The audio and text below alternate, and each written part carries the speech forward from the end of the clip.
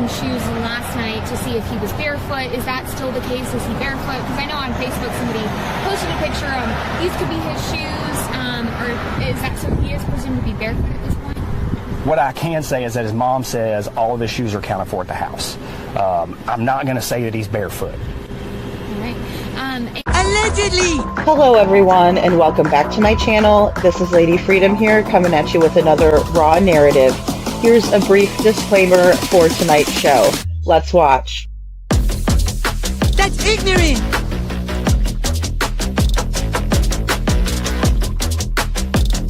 Allegedly, that's ignorant! Ignorant.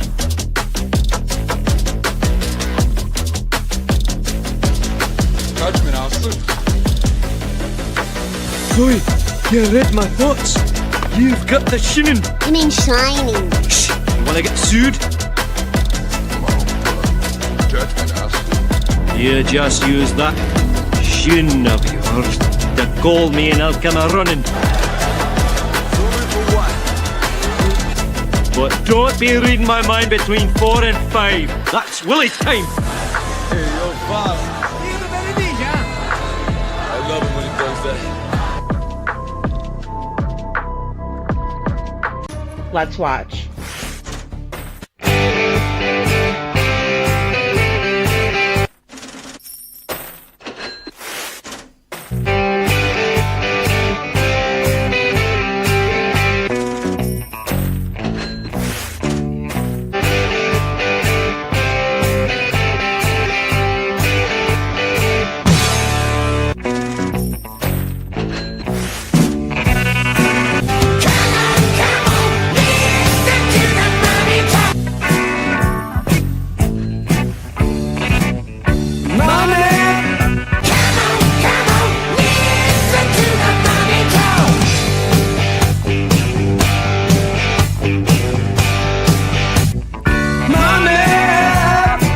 Don't get me back to good bullshit.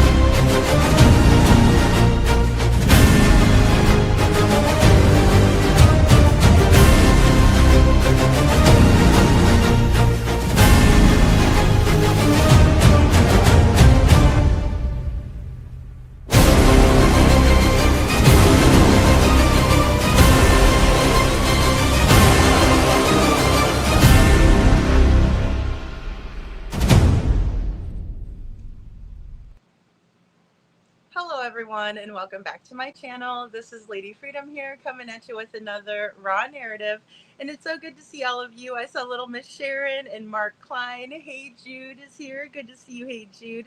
I also saw Brandon. I also saw GA64 and Angela. Good to see you, Meow, and Linda Hall and Kai Kai. Good to see you guys. It's so nice to be here with you guys.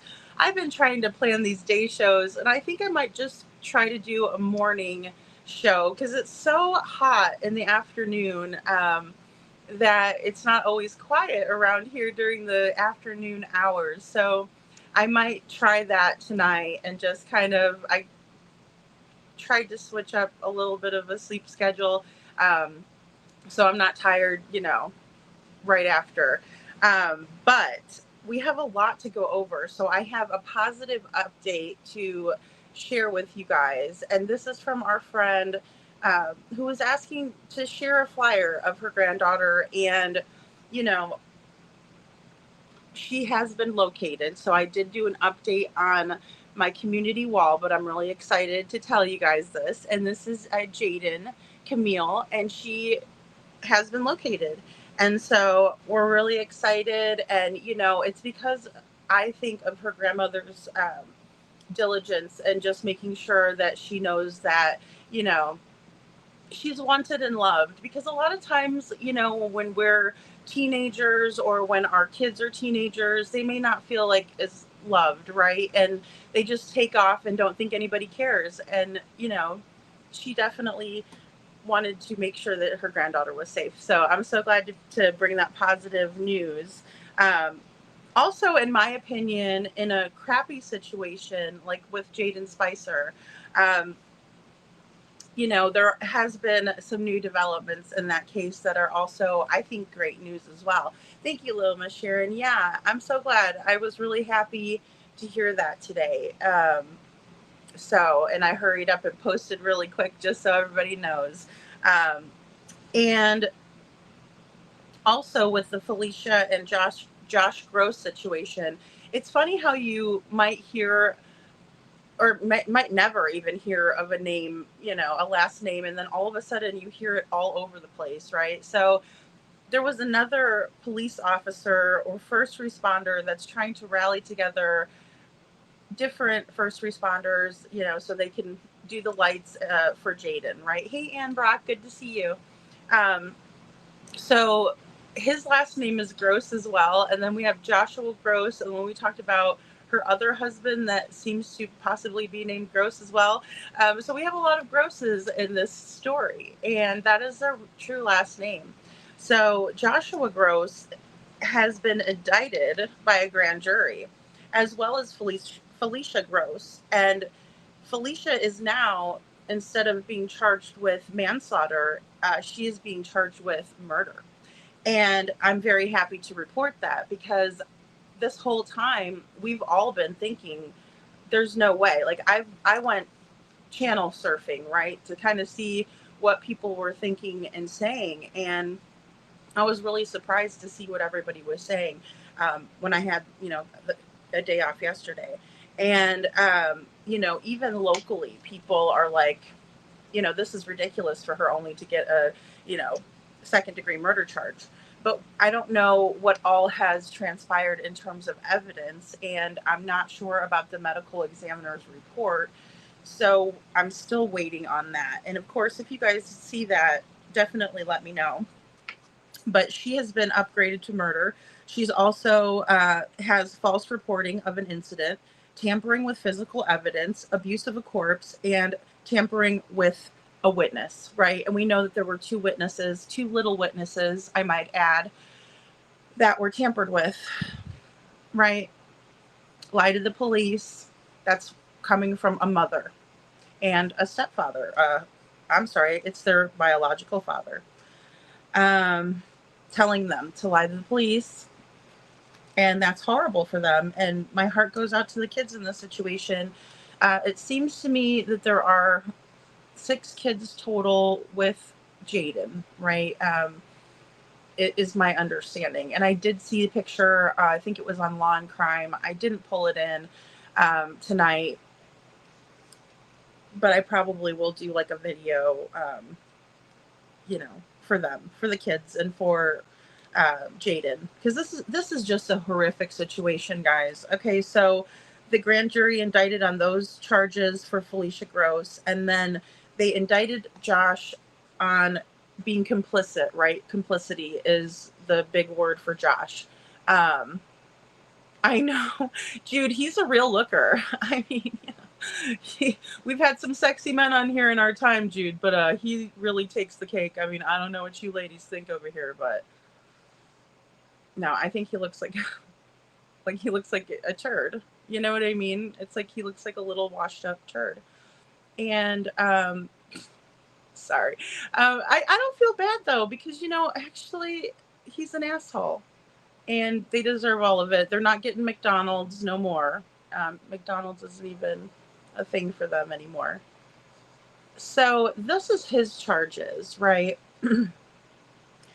And we went over Felicia's, I had them shown in the last live that we did. But this is new. In Breathitt County, Kentucky, on or about July 27th, 2025 to April 6th. I'm sorry, guys. It's so teeny tiny. I should have made it bigger.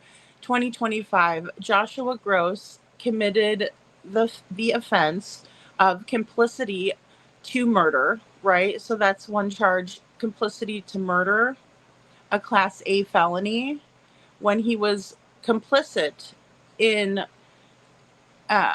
wrongfully engaging in conduct that caused the death of a minor. So that's Jayden, right? By giving him sleeping medication. And then he basically showed extreme indifference to what had happened, right? So, and again, Jayden is a human life. I think these two should be charged. And this is horrible of me because you give me an inch and I want a mile. I think they should be charged in a position of trust. I don't know if that's a thing in the Commonwealth, but I will say that this attorney is doing a fine job, in my opinion. And so I'm just being ultra picky. But, Jayden was entrusted to these two jerks, in my opinion, against the peace and dignity of the Commonwealth of Kentucky. So basically they're saying that, he acted inhumanely and, in his complicit actions or inaction, I guess you could call it, he did nothing to stop this, report it. We don't know what happened to poor Jayden or if he had direct involvement yet. That remains to be seen.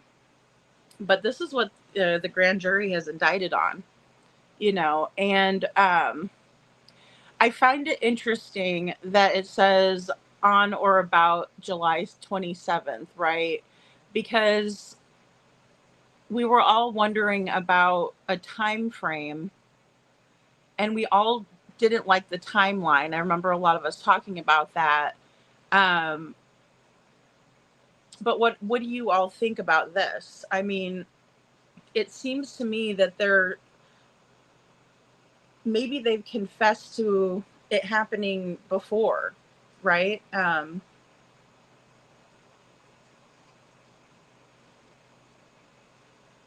They're stunning. Hey, Jude. Evil and soulless eyes. Yes, absolutely. I mean, it's like that. This is what math does to people. I think that they were definitely using math, not arithmetic. Yeah, they're very sorry pieces of crap, in my opinion, as well. Yeah, very sorry. And it's just as bad to allow for this kind of stuff, especially, when they bring the other kids into it. TikTok shameputs. That's how I feel, Little Miss Sharon. I really do. I feel like, what about Sebastian too? Totally. Because it's the same story. It's the same old, story, the same old song and dance. Oh, 9:00 at bedtime, poof in the middle of the night. That just is impossible. It's totally impossible, in my opinion. Prison's too good for these two, says GA64. Absolutely. Absolutely, I agree. And, I think they deserve nothing but the worst. I really do. And I know that's, not nice of me, but I don't really care. They're horrible. And, one thing that really got me too, and my storage is kaput. Like, I need to get better storage and it's going to happen in the next couple of days. But it's just, I don't have enough storage. And my phone's like, out of storage. And I'm like, ah. So, but one of the things that the attorney for the Commonwealth did say was that Jayden deserved better in life and that they're going to make sure that he gets justice. And I believe her. She was rocking out a red suit. I mean, I really believe her. I think that if they can charge with anything, they're going to charge, you know. They did. They did. Hey Jude. They took that. Like they look like they took a lot of math. That they majored in math. You know, um, it's just something that once you witness it, you can kind of see it. Um, and not all people who do math are skinny either. Like you would think that a lot of people think, well, she's not thin and stuff like that. It doesn't affect everybody like that. I mean, a lot of people it does, but some people it doesn't. And especially if you eat a lot of McDonald's, I guess I would, counteract some of it. But it's been so hot, and Brock, it has been so hot. And that's the thing. It's just like, you can't work out in the heat. If you work out in the heat, it's like by noon, you're pretty well, crisp for the day. And so I was like, darn, I was doing, planning on doing day shows. So now I'm just like, well, if I do like a morning one, that'll kind of help out with getting more people involved in the chat and stuff like that. So I'm wondering how they came up with July 27th. I really am. That's the big one that I kind of wanted to stop and talk about, because I know that there was speculation about July 3rd and 4th, right? Speculation about the 3rd and 4th, and there being some sort of a call from one of the aunts to check on Jayden or just to say hi to him. And that did not go over at all. And so I was thinking, oh boy, that could really, expand the timeline of events. Like they might have just decided to report him missing when they did. They just decided to report him then, you know what I mean? And this happened prior to this. And I do believe that the medical examiner will be able to give us a better idea of that because of the natural decomposition that occurs. But knowing that she knew this the whole entire time is just very disturbing, in my opinion. Hey, Jude and I were talking about how crazy hot. Oh my gosh. I was like, I don't know what to do. I was like, the day shows aren't going over very well. And she's like, and I'm like, it's just so hot. And, but I need to do like more, with like the windows and the skylights. I have not done anything with them. And then I just complain every day. I'm like, oh, it's so hot. But I run hot too. So it doesn't help. And, when we think about how hot it's been and, where Jayden was located, and how they probably didn't do the best job of, covering up what they've done. I think that I've still not watched the news clip, and I can't find it. I've been looking all over for it. So if you guys find it, definitely send it to me, about, there being some kind of an odor that was called in to law enforcement. So yes, hot blood. We are, hey Jude. And it's just like, it's like you need a frozen tundra, or you're like, I'm so hot. Like that's how I am anyway. Yeah, it's nice. Like it's very nice here all year round too, Ann Brock. It really is. But it's like, right now it's very, very hot, and it's not, it's not great. But and not good sleeping weather either. Like at night, actually it cools down at night. It's decent at nighttime, but I always try to give the air conditioners a break. And oh. Yeah, I know. Exactly. You would think everybody would be inside on YouTube if it's hot. Exactly. Yeah. And that's the thing. I think it'll be nicer in the morning and then I'll already have, my hair or whatever done. I can maybe wear like a t-shirt or something. So people know it's a separate live, not the same exact one. But I think it would just bring in a lot more people, a lot more interaction with people. And hey, K9 Captain Jules, good to see you. So good to see you. Yeah, Jules has been working hard, guys. I'm just gonna say that for her. And we love Jules here. So Meow says Texas is super hot or very hot. Yeah. Oh gosh. I mean, everyone I've talked to too is just like, yeah, my air conditioner's running overtime. And, um, I finally got some sun yesterday. But even when the water is hot, it's like, I don't know. I'm not as thrilled to be in it. Like, I don't know. So, you know, hey, Ice and Fire, good to see you. So yeah, I mean, there's that. But yes, so I'm going to read these other updated charges. And these are all for Josh, right? Um, this is saying that August 27th, 2025, Joshua Gross committed the offense of complicity to falsely reporting on an incident, which, uh, when there was, during an emergency. Um, And I'm so sorry, guys. It's so very tiny. I'm trying to read it, and I should have got it on my other phone. But he did catch a Class D felony from that when he was complicit in, basically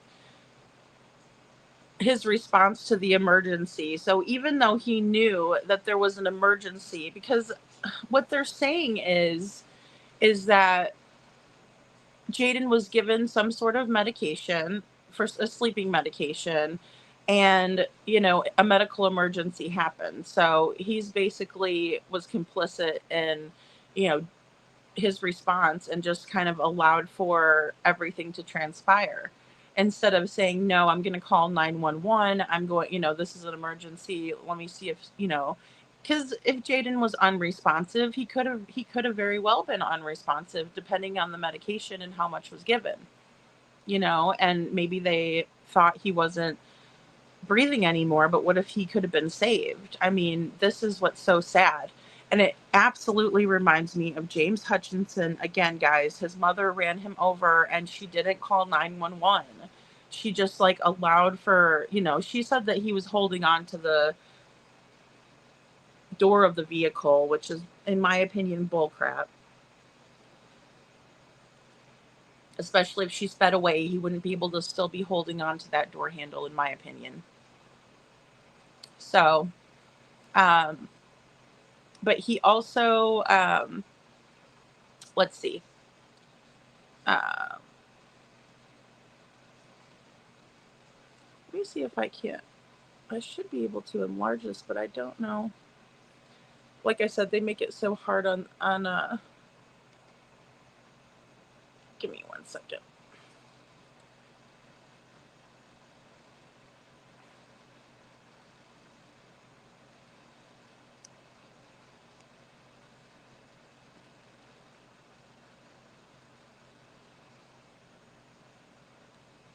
Okay, sorry about that. Let me see if I can't pull this in. I just tried to zoom in on it so it's a little bit bigger. Oh yeah, that's going to be better. I should have just saved it in a couple of parts. There we go. So here's the second count.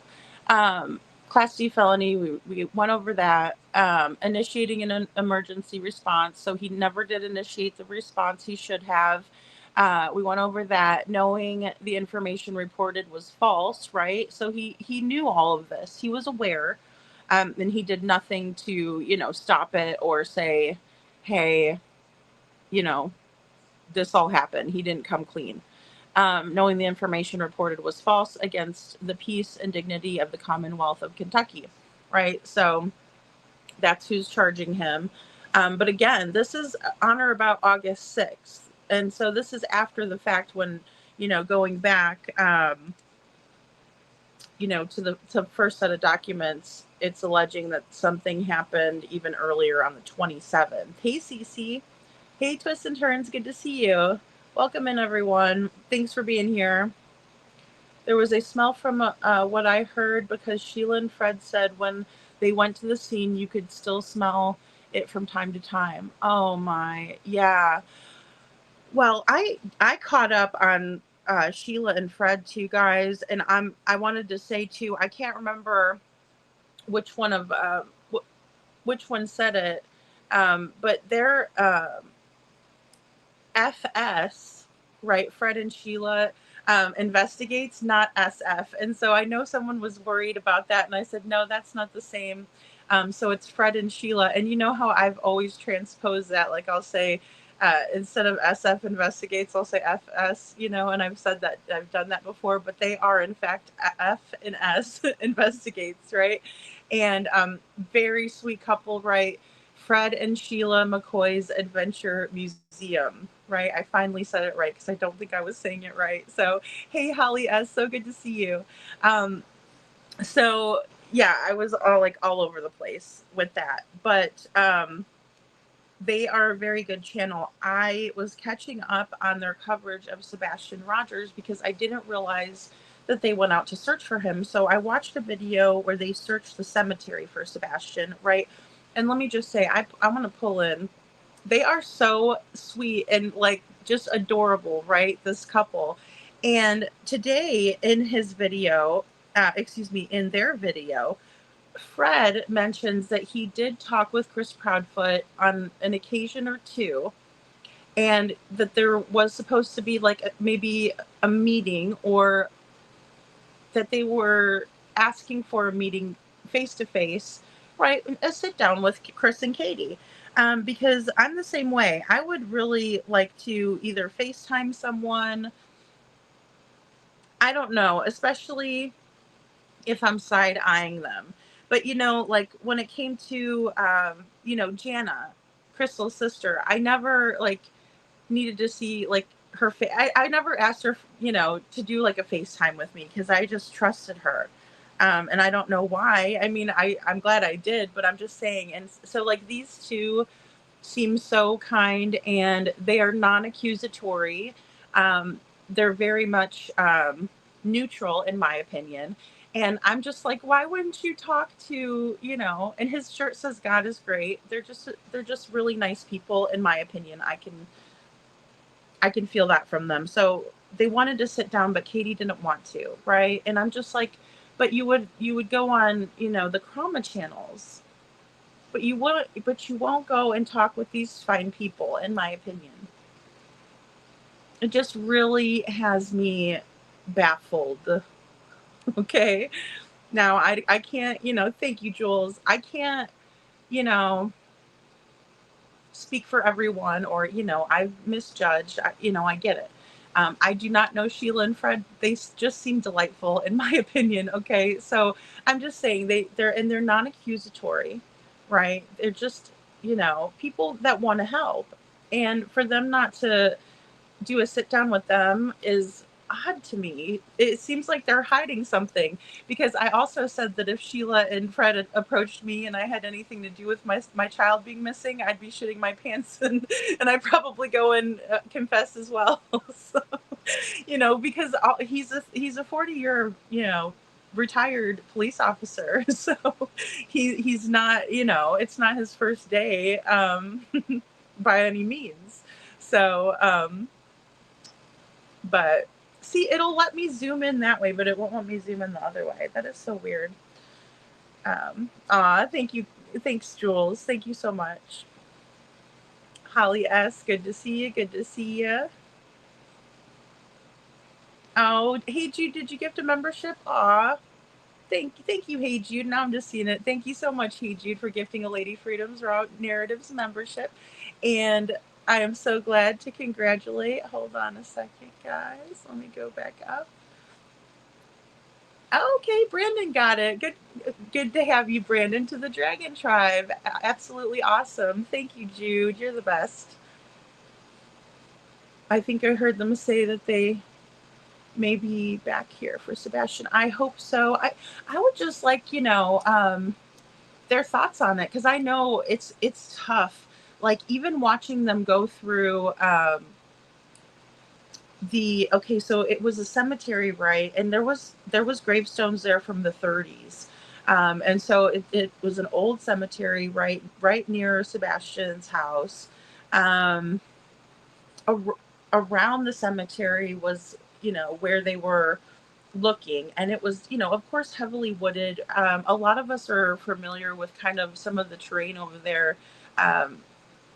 just from watching others search, right? Because it's real steep and rocky, and it just can be really, really rough. And even during this time, Fred had gotten an injury on his arm because he either got some sticker bushes. I can't remember if it was some, I mean, he was going through it. Like when you're watching the footage, it's like he's just going through like all of this really rough terrain, right? And I'm like, oh, bless him for being able to do it. Because look, I don't want ticks.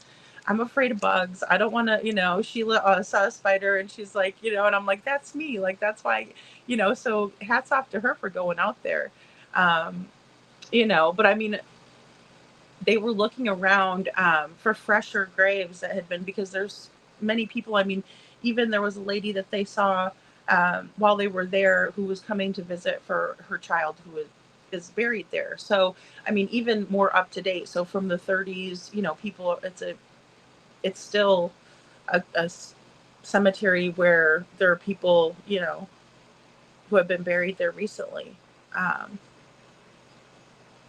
Yeah.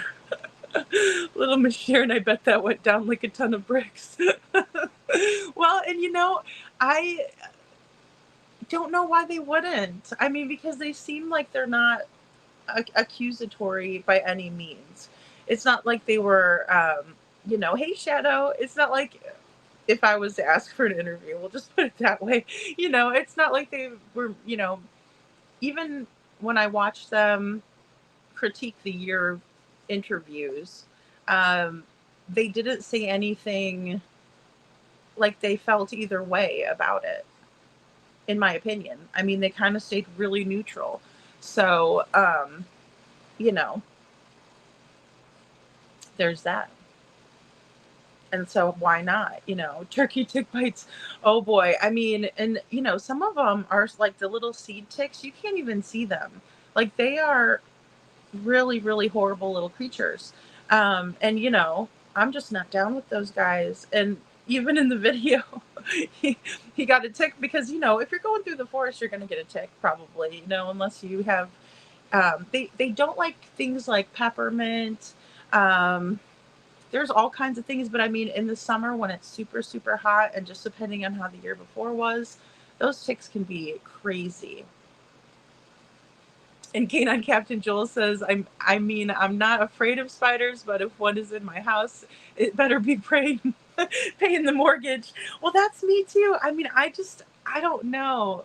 And I mean, after seeing some of the huge, huge spiders that are out there, like the little house ones don't seem so bad as long as they don't bite or, but I'm just not a fan either. I'm not a fan at all. And they're creepy crawly. They do weird me out. And I think that's why I don't like crabs, because crabs really weird me out. They look like a sea spider to me, and lobsters are even worse. And so I'm like, please, Lord, don't let me encounter a crab. So I don't want to bring one home in a shell. Like, I love collecting shells, but I don't want to get a crab because they creep me out. They're sea spiders. I'm convinced. I did see a funny clip today, and like I said, if I had more storage, I would have, downloaded it. But did you guys see? There's like a starfish that has a butt. Like, literally, you can see the butt, the little booty on. Just picture a star and like a little butt, and it's so cute. It's like a pink starfish, and it's in, I think they said Venezuela. I don't know. That's probably wrong. But either way, it had a butt. It had junk in the trunk, and it was a sea creature. And they saw all kinds of, like, they took one of those navigation things down there, and oh boy, they saw all kinds of really creepy aliens of the sea, in my opinion. Canine Captain Jules says we saw a few snakes while looking for Jesse, and they were, rattlesnakes, but I just don't like snakes, and they don't have legs, and it's weird. Right? Well, and they're very, they're grumpy creatures. I mean, I know Sebastian loved his snake, and it's like, but I just can't. Now, my friends did have, I think I said this before, like a little pink snake, and it was only like that big, and it would just kind of, coil around, but it couldn't bite. It was too little. And so I was comfortable with that guy, but not, the ones that are grumpy and like to eat things that are alive. I mean, and Jules, I really want to talk about Jesse, and I'm going to do some research too on his case. But yeah, I mean, Jules and Ara have been searching for Jesse, and I'm just so glad. Lobsters creep you out too? I know, they're just weird, right? Like, they're crustaceans, maybe all of them are just weird, especially their underside. Their legs are more attached to the in the weirdest ways. Yes, I know. And then, like, just the fact that they go in the shell and you don't know that they're in there until, like, you just set it in the sun and all of a sudden they come out and I'm like, oh gosh, you were in there the whole time. I picked you up. I did find a live sand dollar. They were everywhere, and I picked it up and I was like, oh, I just thought it had to dry out, and I didn't know they were alive. The poor thing's alive. And I was like, I sent it to my daughter. I'm like, oh, look, this one's really cool. I got this for you. And she's like, oh, I think he's alive. I've never seen one alive. Well, she's a lot more well-traveled than I am. And so she's like, Mom, and I'm like, oh, he okay, well, you can't have him. I got to put him back now. And she's like, yeah, I'd rather him be alive out there. I'm like, yeah, I figured that much, but that's why I love her. But it was cool. They were everywhere, everywhere. Yes, yes. I mean, Jules, it's so funny. I should have snapped a picture of it when I saw it and shared it up here because it's so hilarious. Maybe I'll do that this morning when I go on this morning. That is too that is too funny.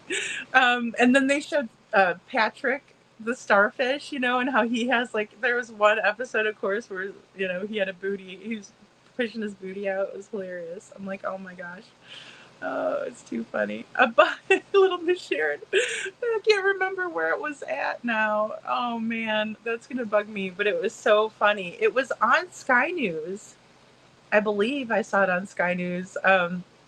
They always have the most interesting things on Sky News. I love it. Well, and it's just different than our news, so I love watching that. I just discovered we have rattlesnakes in PA. Oh my goodness. Or, like, copperheads were one that I was always like, even though, like, the big black snakes there are really, like, creepy because they're so huge, right? You're like, oh my gosh. But they're not as bad as, like, the copperheads. And, like, water moccasins too. Like, those are all in Missouri, but they don't, I mean, I've never been bothered by one ever, but I would always be worried about the copperheads. I had a gardener snake one time that was super aggressive and I couldn't understand it. He was, like, right by the door when I came, like, he got up on the porch and I don't know. He was weird. Oh, I don't know. So Jayden's casket is going to be a Spider-Man themed casket. And I have not seen, I don't think. I saw one, but I think it was just, like, an example of one of how they do them. Because, like, I know that they wrap sometimes. They'll do that, like they do with, like, a car. And or I don't know what they're doing on that, but I do know that his service is going to be held on Thursday. So, and I do know that the funeral home director, and I did share that video too, because everybody's coming together. I'm so glad you said that, Brandon. And because everybody's coming together in order for Jayden to have a really great burial that he deserves. Like, he didn't deserve what he got. He didn't deserve to be stuffed into a tote or buried in a shallow grave. Like, he never deserved that. And, it remains to be seen, whether he was even, still alive, or quite possibly he could have succumbed to you know, his demise early on, you know, and oh, thank you, Jules. Thank you, thank you.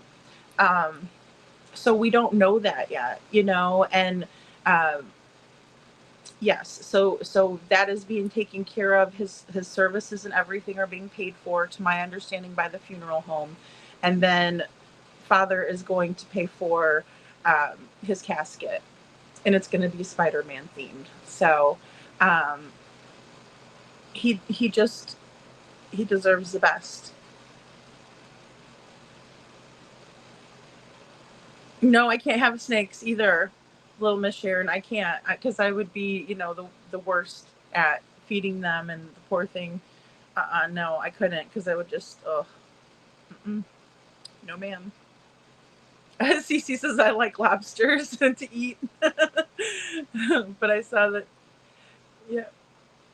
But if I saw it was seen alive by me, I can't eat it. Some with fish. It just got a weirdo thing I have. No, I see that too though, because I mean, like, I would eat lobster, but like I don't even know about cooking it. That was one thing I would always like to watch Julia Childs, and that was always like one of the things that there's a couple things that she's made, and I'm like, oh no, I would never try to make that ever, because she's one of my favorites that I used to watch at cooking shows. But she just puts the thing in there like it's nothing, like just drops in the boiling water. I'm like, oh my gosh. And Ramsey too, he likes to do that. You have seen the photo of it, Brandon? Thursday's your birthday? Well, happy early birthday. Oh. It is heartbreaking. It is heartbreaking, Brandon. And you know, I think the saddest part is that there were two adults involved in this that could have at any point stopped any of it. No matter what. I mean, no matter what happened. Because, I mean, they're saying the 27th. That's got me thinking. Um, oh, Jules, he's like one of my favorites, you know, and he'd probably be like, just throw it in there, you donkey. And I'd be like, okay, sir. And, you know, throw it in there like, oh my God. But Meow, you had a birthday on Monday. Happy birthday. Oh, happy birthday to Meow. I wish I could sing. You guys don't want me to sing to you. It'd be really, really bad. I need to come up with a little birthday tune for you guys.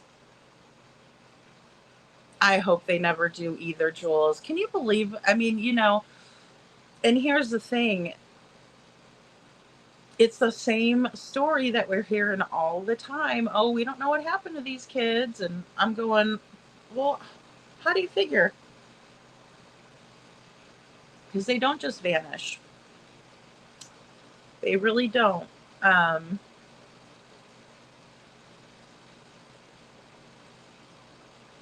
Yeah, it's if you want to send it to me, I will put it up. Thank you, Brandon. I was looking all over. I didn't see. I mean, I saw the memorial photo. Um, Spider-Man and his name on it, Shadow. That's so nice. That is so nice.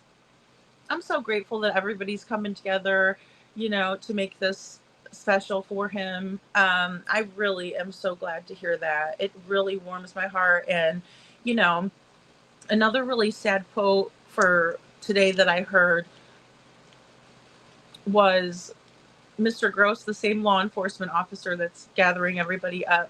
He said, you know, these things just don't happen here, and, you know, our small community. And like, you could just tell that it was just really obviously heartbreaking for him, right? Because he's like, this is not something we expect to see.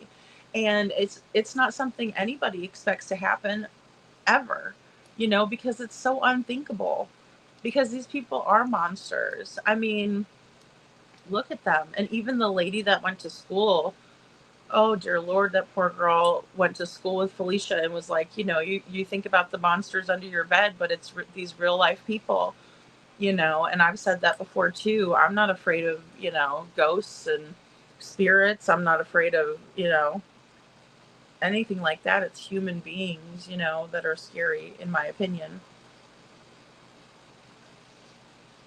No shrimp or lobster for you, Cece. Yeah, and I like shrimp is good too. I love shrimp. Like coconut shrimp is so good. Oh, thanks, Jude. Oh, Jude saves the day. The big booty fish, guys. We need a good laugh around here. Hold on, let me find this big booty fish.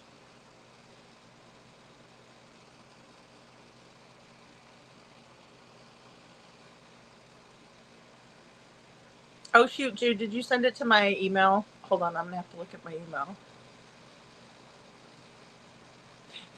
No, the attorney that you're so right. Brandon says they are not, because attorney for the Commonwealth is not playing. No, she is not. No, and I just thought, what a lady, because she couldn't have said it better. And to know that we have people in that position that care as much as she does, it really warmed my heart too. So it really did. She actually gets it. And those are the type of people that I would like to see in every single one of these cases when it involves a child. I mean, it just should be that way, right? If you're going to have a vendetta against somebody, it should be the ones who were last with the child, because that's where the child is going to be most of the time. Now, there are instances where there's a child abduction. There are instances where children are trafficked. There's instances of children being held at schools. I watched Hindsight and Mama Marissa and BMW Coop. I missed their live um, because, like I said, I'm switching my schedule around, and hopefully this will work a little bit better for the time being. But they did an amazing job.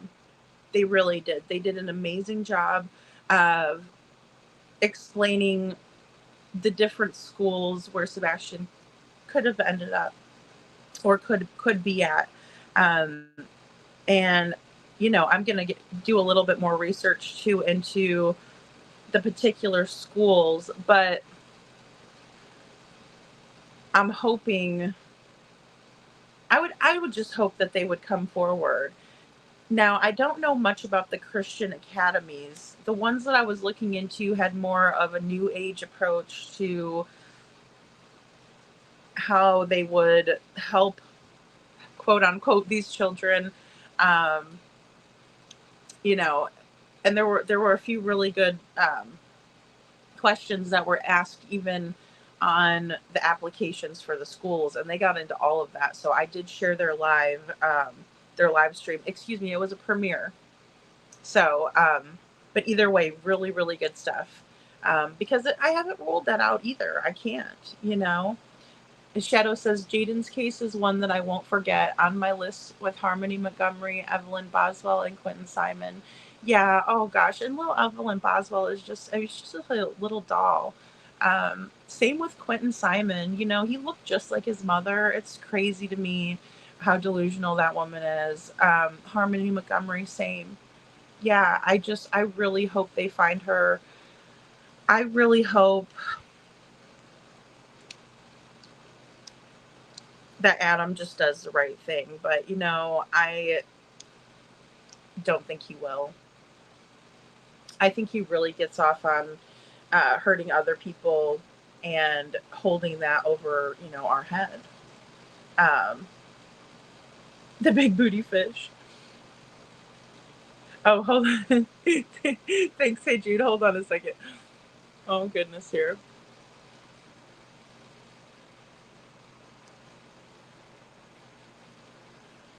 Oh no. Continue. Oh no, I don't want to download that. Wait, hold on, Jude. I can see it. It's so funny. Hold on.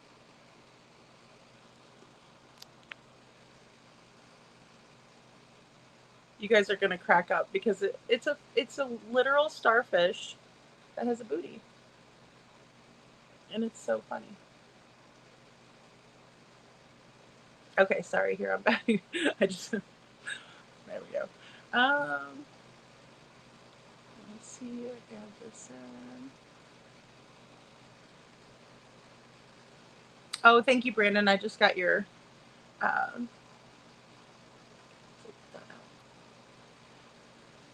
I just got your email too. All right, here we go. You guys, hilarious. And I think it might have been Venezuela, if I'm remembering correctly. He does remind me of Patrick the starfish. He does. He really, really does.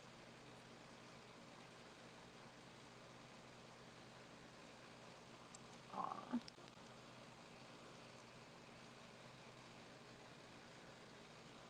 Okay, hold on one second. Brandon, I got this. I did get it. Thank you so much. Aw, Jayden, he's just...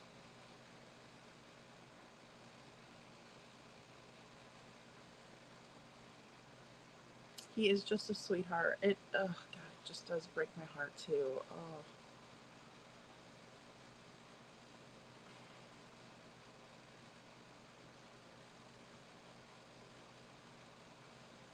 All right, one second, guys. I'm gonna pull in.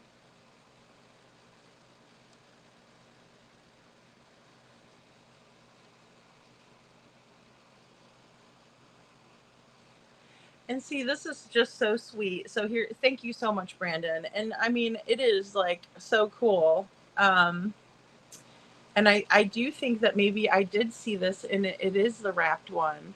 Um, Aw, Spider-Man Jayden, and then Jayden on the side.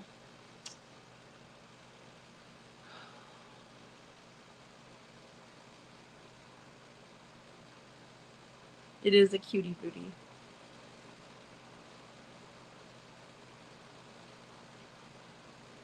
And you know, guys, it is so pretty, Brandon. It is so pretty, and you know, and it's so sad that Jayden could not have been honored in life like this. You know, it almost it makes me think about like artists, when artists would only get recognized when they pass away, and it's like when we think about this happening to little kids and having to memorialize a little kid because their parents did the unthinkable to them, it just really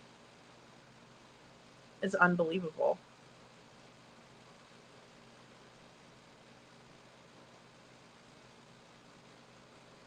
I mean, I would hope somebody would say something, little Miss Sharon. That's the only thing, because the Christian academies, I would think that they would do the right thing. That's my only, you know what I mean? Because like some of these other ones had some really weird ideations.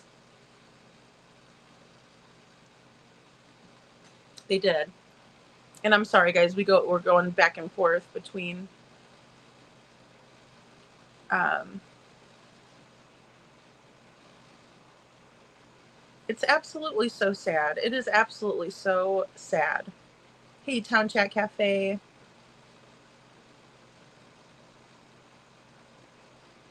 It is so precious. And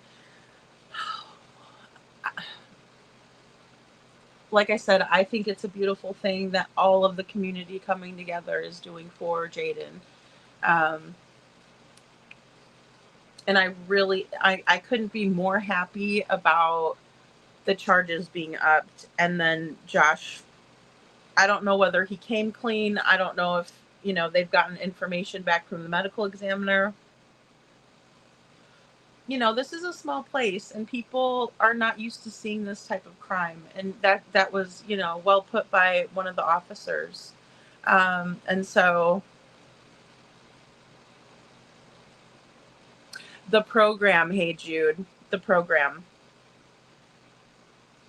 Yeah, yes, ma'am. And they do take kids there, and they have more of like a new agey approach to hurting these kids. There's a lot of abuse that goes down. Cayman Captain Jules says, I agree. Yeah. Yeah. Yeah, our friend McAfee is Brandon. Sorry guys, I know I was saying um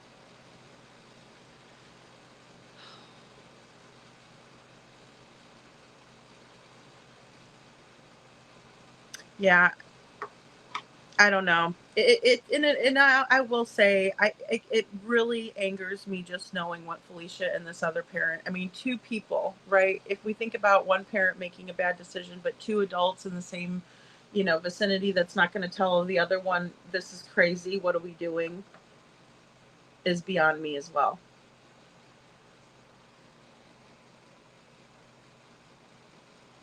And I'd like to know what happened to Jayden and when it happened as well.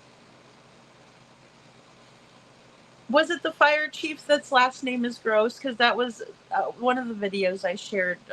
Brandon says the fire chief asked for the other counties to join in the funeral to light it up red and blue. Yeah, I saw that. I think that is so cool, and I think it's so well deserved. Um, and I also think that whenever Jayden sees it, because I do think he will, and I do think that. I think, good people go to heaven. I think there's a special place for kids.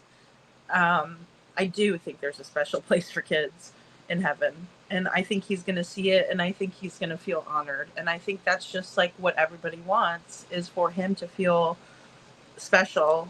Because I think all of us can really look at this story and realize that Jayden wasn't being treated in the special way that he needed to be treated. Losing his grandmother, his mother. I did see a picture of him, like when he was first born, and she was holding him, and she looked proud. I just don't know what happened there, down the way. Like, I just don't know. But I do know that, I mean, it just seems like everybody is on a mission to make this like the most special funeral or service or memorial service, however you'd like to call it, just for him. And I see everybody coming together like that. It is really, really beautiful to see. And then just to see somebody decorate his casket like that is amazing. But it's bittersweet because Jayden deserves to be watching Spider-Man and hanging out, and not buried, in my opinion. No, don't be sorry. Oh gosh, Brandon, do not be sorry. No. It is terrible. Brandon says, "I'm sorry, guys. This has pulled at my heartstrings because I have a daughter his age." Yeah, I mean, 10 years old. No. Anybody that doesn't feel terrible when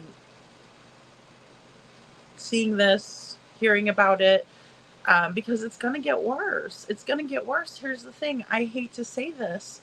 It's going to get worse because these two are slowly letting out information, or, as I say, I believe that when we find the person, no matter what condition we find them in, they're going to tell us what happened to them. And, the only reason I think that is because I watched a lot of that Dr. G medical examiner lady. And she's really smart and funny, and she's just really serious about figuring out what happened to people once they pass away. And she's done a lot of different cases. I'm pretty sure she had something to do with the Casey Anthony case. And,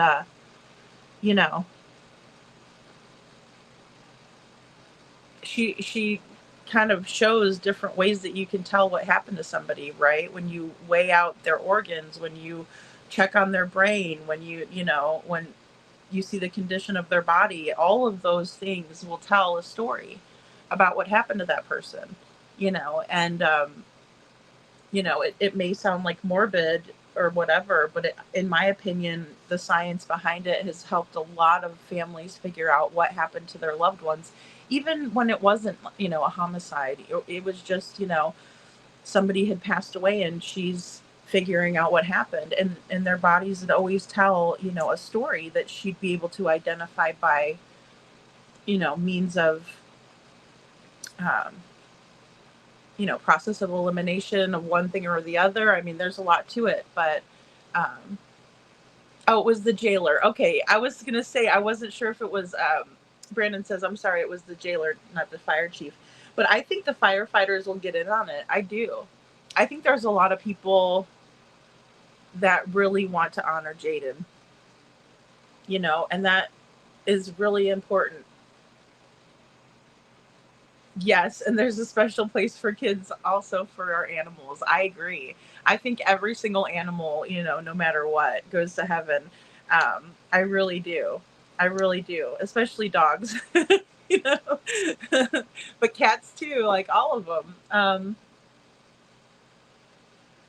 I think that's God, telling us like, here, these are your domesticated, animals for you to love on, and they're going to love you. And if you have a bad day, they'll make you happy. And yeah, we're all just equally as passionate. We really are. It's just awful to just. It's very awful to think that a little 10-year-old child would ever have to endure a lot of the things that we already knew that he has endured. Um, you know. And he's with his grandmother. I believe that, Jude. I really do. Jude says, I hope his grandmother is hugging him. And I do. I really feel that. I believe it. And I know that sounds a little wacky on my part, but I don't care. I do. It's just part of what I believe. And I do. I think you get to go see the people that have passed away. I'm like that with my mother. I'm like that with my father and any of my pets, or, just anyone I've lost, even close friends of mine that I've lost. Um, I will never not think like that. So, and I just think that I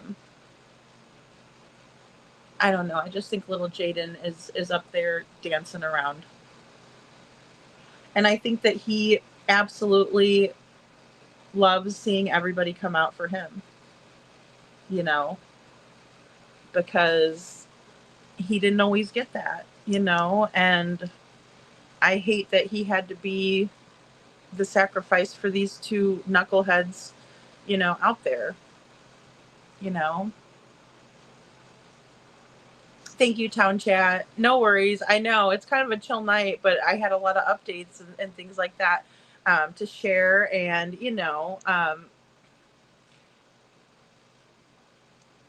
we're just kind of going over all the, new developments that have happened in Jayden's case. And then we were talking a little bit about Sebastian's case too, and a silly sea star that we saw in the news, and just kind of all kinds of updates. But I think it's really important to remember that, and it's terrible, but this guy could have stopped her. This guy could have helped out the situation, and he decided, well, no, I'm not going to do that. That's where that's where we ended up.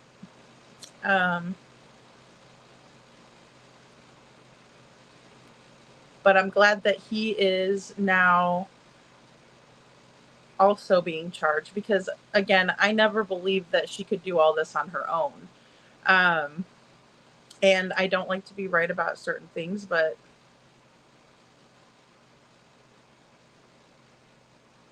yeah, his great grandma. Yes, I know. We always say grandma. I know. You're right though. Yeah, his grandma is Felicia's mother, and saw where the family stated that they don't bother with her, as she's also an addict. Yeah, see, that's so sad. That is so sad. It seems to be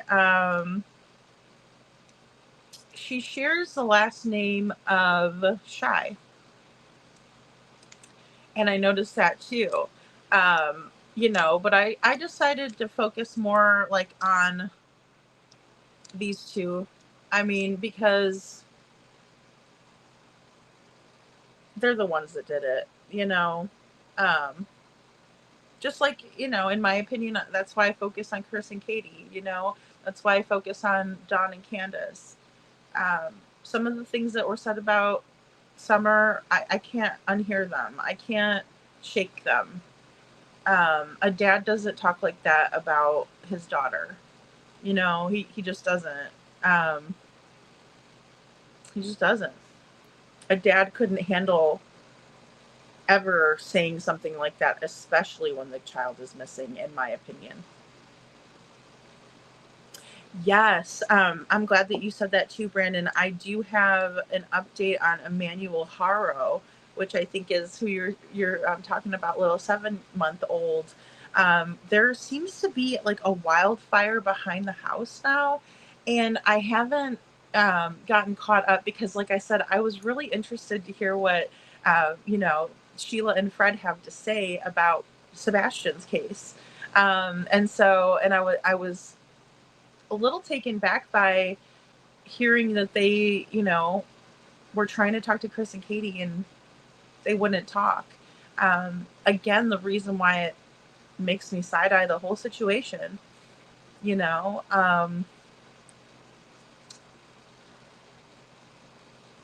but yes, it's sad. It's sad. Like, and then people are like, I mean, how does a little baby at that, just poof vanish, The great grandma passed away. Yes, thank you. Thank you so much for that. Yes, great grandma passed away. And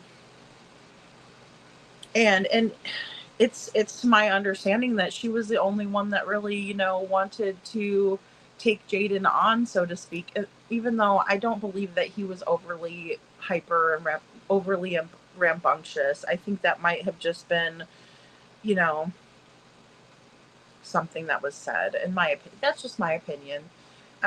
Because boys are like that. Boys are just, they are rambunctious. Oh, thank you, Town Chat Cafe, for gifting a Lady Freedom Raw Narratives membership. And if you get a membership from Town Chat Cafe, please say thank you and welcome to the Dragon Tribe. Aw, thank you so much, Town Chat. I really appreciate you. Okay, Brandon says, I know she had help from the beginning, and Jayden is being buried at the foot of his great grandmother. Oh, that's so good. I didn't know that. That is fantastic. Yeah, that's where he belongs to be, properly. And that's the thing that really gets me, is that this never should have happened like this. This could have been, in my opinion, from what we know, avoided. Now, I don't know what we're going to find out. And like I said, I don't think it's going to get better. I don't. Because I could see the fury in the eyes of the prosecutor. She's not pleased. And like you said, she's not playing. Nor should she be.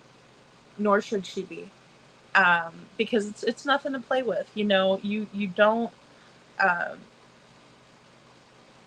do that. Yeah. Hey Jude, thank you.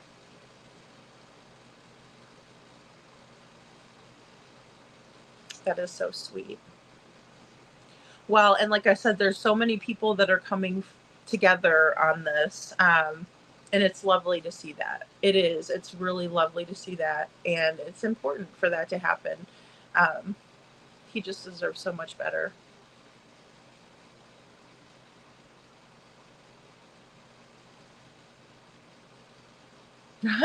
I know, you never know who it's going to land on, Town Chat. You never do know. I mean, it's like, because there's been times where I wasn't in chat and I got a membership, like just it popped up in my phone. I'm like, oh, that's nice, and then I always want to say thank you to whoever did it, Jayden did, yes, Kai says, Jayden looked so much healthier and happier when he lived with her. I agree with that. He absolutely looked like he wasn't being well taken care of. Like, I'm talking about not well fed, any of that. And there was nothing medically documented, which, let's be honest, guys, mental health, it's tough for little kids at the age of 10 and things like that, but you still take them into the doctor if they're losing weight like that, and you help them. If he was really losing weight because he was so grief stricken, which I can believe that, if that's the case, then you get him some help. You know, what can we do for him, right? You get him some Ensure. You know, it's awful the state that he was in compared to older pictures. You know, from when he was with her. I agree, 100%.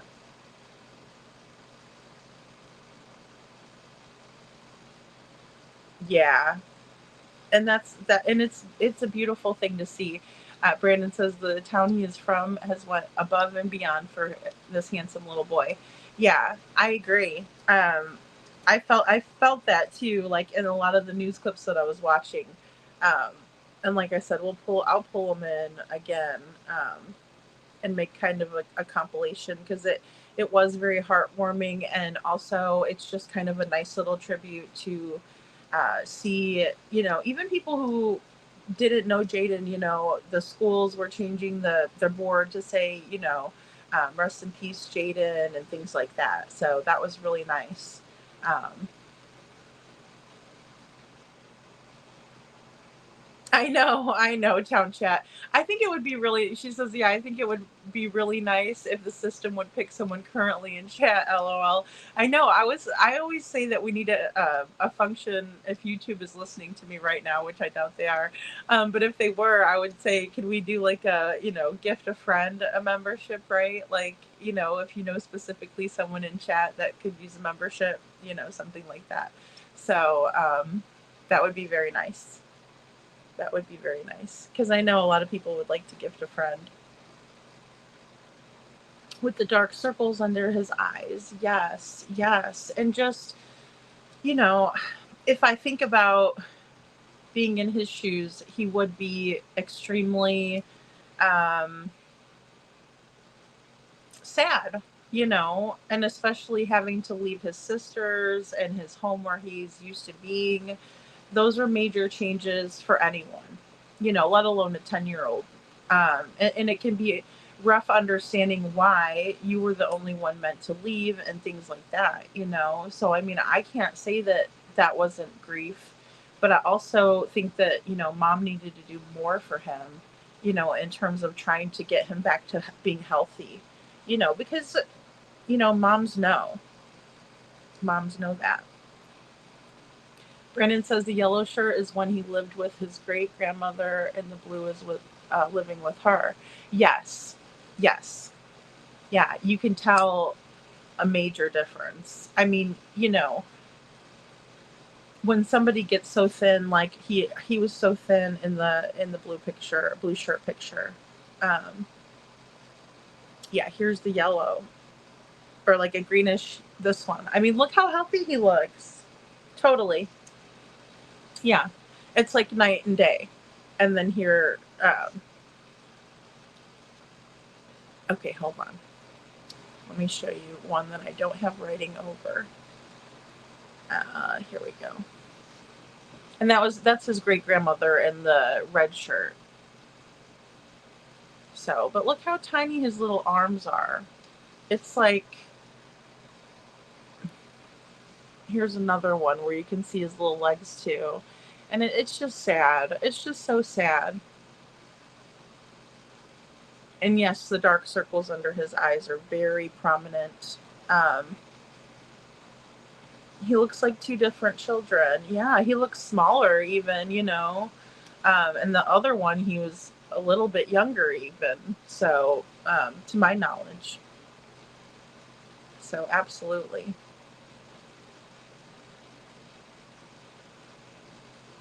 Um, did you see the one the town did for the video of him at the school?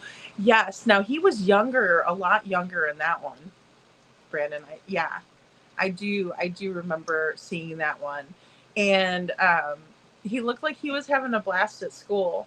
Um, and that's another thing that could have been a major change for him, right? Is the schools. Um,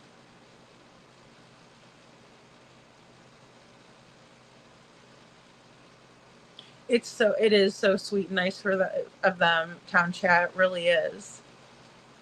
Twist and Turn says, did Felicia visit him much when he was with great grandma? Makes us wonder.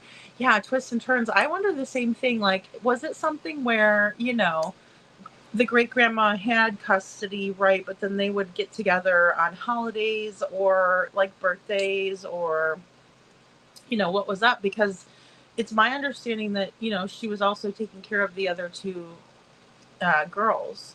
So I don't know.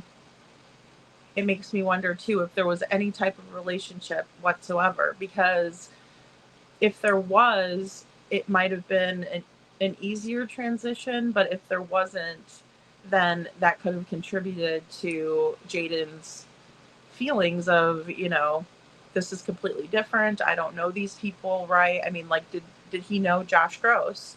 Like, was that like someone who had been in his life, or did Felicia go and have 3 kids or 2 kids with him and not worry about the other kids that she had? I've wondered the same thing. So yeah, thank you for bringing that up, because I think it is something that's important, I know Joel says I got a random membership to OMG Live TV, and I was like, WTF is this? I know it might be like something that you've never watched before. I don't know if that's like a marketing technique by YouTube, like to bring in like a new person, that never watches, because like there's certain things, but sometimes I'll fall asleep with YouTube on and it'll just go to like the next random video, and then I'll wake up and be like, what is this that I'm watching, like, so it could be sleep watching. Aw.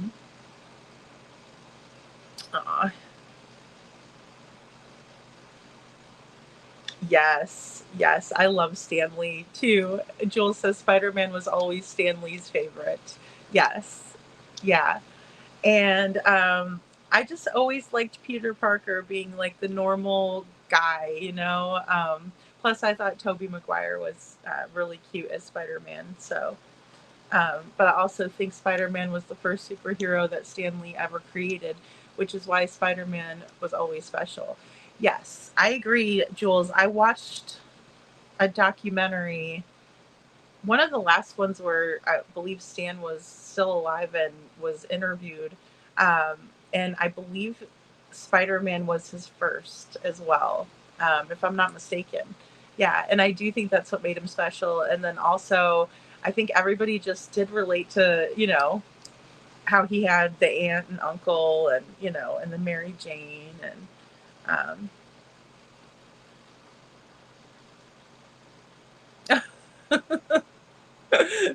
town chat. Every time I see the hamburger burglar, I want McDonald's cheeseburger, but I'm like 30 minutes away from. Oh no! And I can't wait to move back closer to town. That's funny. I lived in a town that for a little while that didn't have anything but McDonald's, and I was like, I just can't anymore with McDonald's. But I do like their frappes; those are pretty good. Um, Exactly. Brandon says this is a difficult time in our state, but we will get through it together. Yeah, I think that everybody's done a fantastic job of that. Like, I can't even begin to say how beautiful everything has been, like, in terms of the way people can come together for a young man. It is beautiful.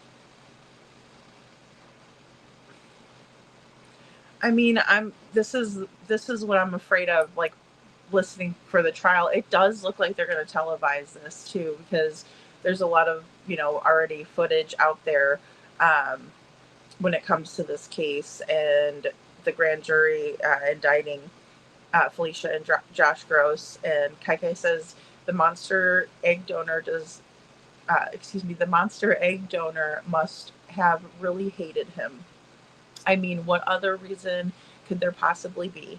And I mean, the way that she treated Jayden, I can't disagree with that. Just knowing the little bit that we do know, I can only imagine. I can only imagine what we're going to find out. Um, yeah.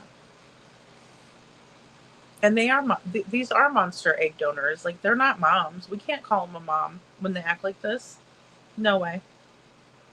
That makes me mad when a parent isn't taking care of their kids and turn around and have more kids. I know, twists and turns. I agree with that. Because, I mean, how does the other kids feel? And then also, great grandma supposedly was taking her to court so she could get child support for the other, either all of the kids or the girls or Jayden. I'm not sure. Um, but for her to not help, I mean, look, we can't be doing that to our elderly people, either. These younger kids have more energy than the older people do. I'm here to tell you. you know um I'm glad I had my daughter when I was younger too, so I mean, um but it's terrible. Yeah, it's terrible, twists and turns. You're absolutely right.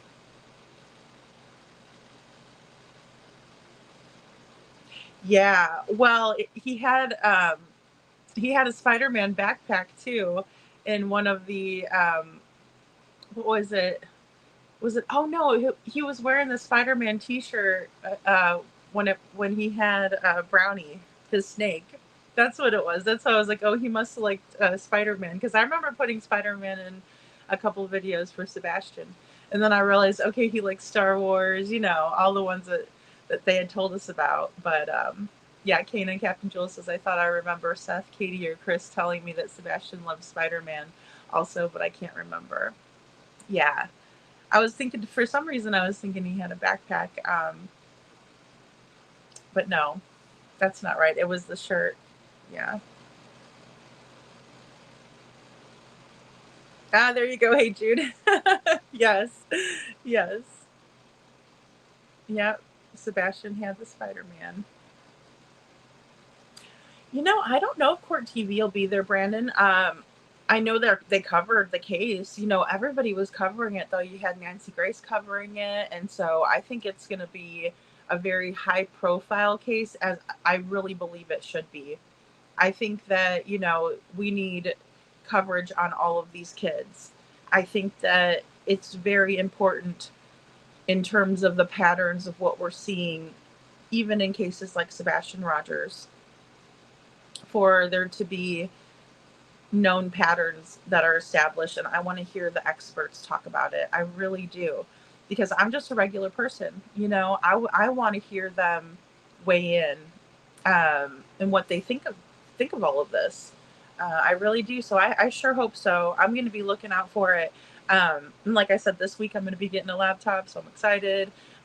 We will definitely cover Jayden's case, because awareness is really big. And I know, like, some people say, covering the case, you're not really doing anything by talking about it. But I think that is not true. I believe that talking about it is really important. And I think that people want to hear about it. I think they do, even if it's horrible, because people want to know what to look for.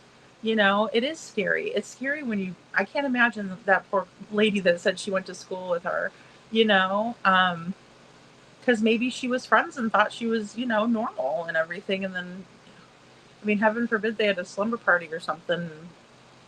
I mean, oh, speaking of monsters, Lori Daybell was sent back to Idaho. Colby did a heartbreaking goodbye mom video. It literally had me bawling my eyes out for him. Aww. I do feel bad for Colby. I know, that is so terrible, Jules. Oh my gosh. Ugh. Lori Daybell is a monster. Like, whatever she allowed to happen and participated in my opinion, with Tylee and JJ, unforgivable. Especially because Tylee wanted to be just like her. You could see her, like, emulating her mom. I just can't with that. I mean, oh my gosh. Like, you really have to hate yourself and be a monster. You really do. Because if you're killing your kid looks just like you. I mean, like Lilani, we were talking about her earlier. Gosh, I can't imagine.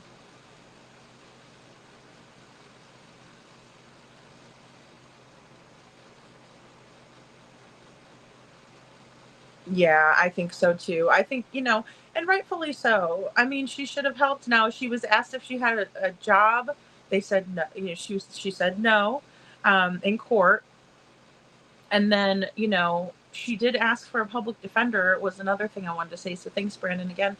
And Jules, for bringing that up, because it's like, yeah, I think they were bluffing when they said they had a lawyer. I don't know if, Joshua has a lawyer or not. Yeah, the funeral will be covered. Thank God, right? Funeral will be covered, the casket. Thank God for everybody coming together, Jude, Sometimes all the family members want is awareness. Exactly. Yeah, that's the biggest thing. And, especially when they want the person to be found, they want the person to be found, and they'll do anything. And a lot of these cases don't get the coverage they deserve. She's literally beyond delusional. Yeah. Oh yeah. I agree. Yeah, Jules. And that's the thing. And then a lot of it, we do have to recognize that we're not dealing with people who have a full, they're not playing with a full deck or whatever, they have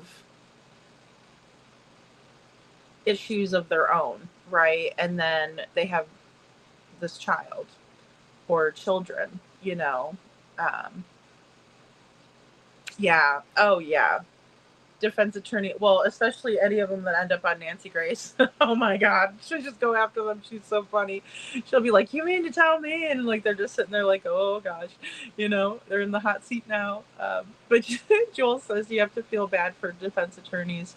It is a thankless job, and they know they have to defend POSs, but everyone deserves a right to a fair trial. Yes, and honestly, I would want a fair trial, and I think it also speaks to keeping somebody in there, right? Like that deserves to be like these two, please, God, don't let them out. Please don't let these two over here, so they're on that side. Please, by all means, do everything, cross all the T's, dot all the I's, make sure it's perfect. Because the last thing we need is these two trying to appeal. I mean, we have Adam Montgomery trying to appeal, for crying out loud. It is the system. They do have the rights to do it. Just like people lawyering up, I can't say that, they're wrong for doing it or, anything, because that's their right. But I agree. But some defense attorneys are on the right side of things, and do get people who are wrongfully accused out of it, out of the trouble that they should be in. So defense attorneys, I do I hear that, Jules, because I mean, and they're just doing their job. But yeah, that one on Nancy Grace, boy, I was feeling bad for him. I'm like, oh boy, here we go, Nancy's gonna get him, and he's got nowhere to hide, behind, maybe under his desk or something. But Joel says you can tell that most of Nancy's guests know how she is. Yeah, she cuts everyone off and jumps to weird conclusions. I love her most days, but I also can't stand her.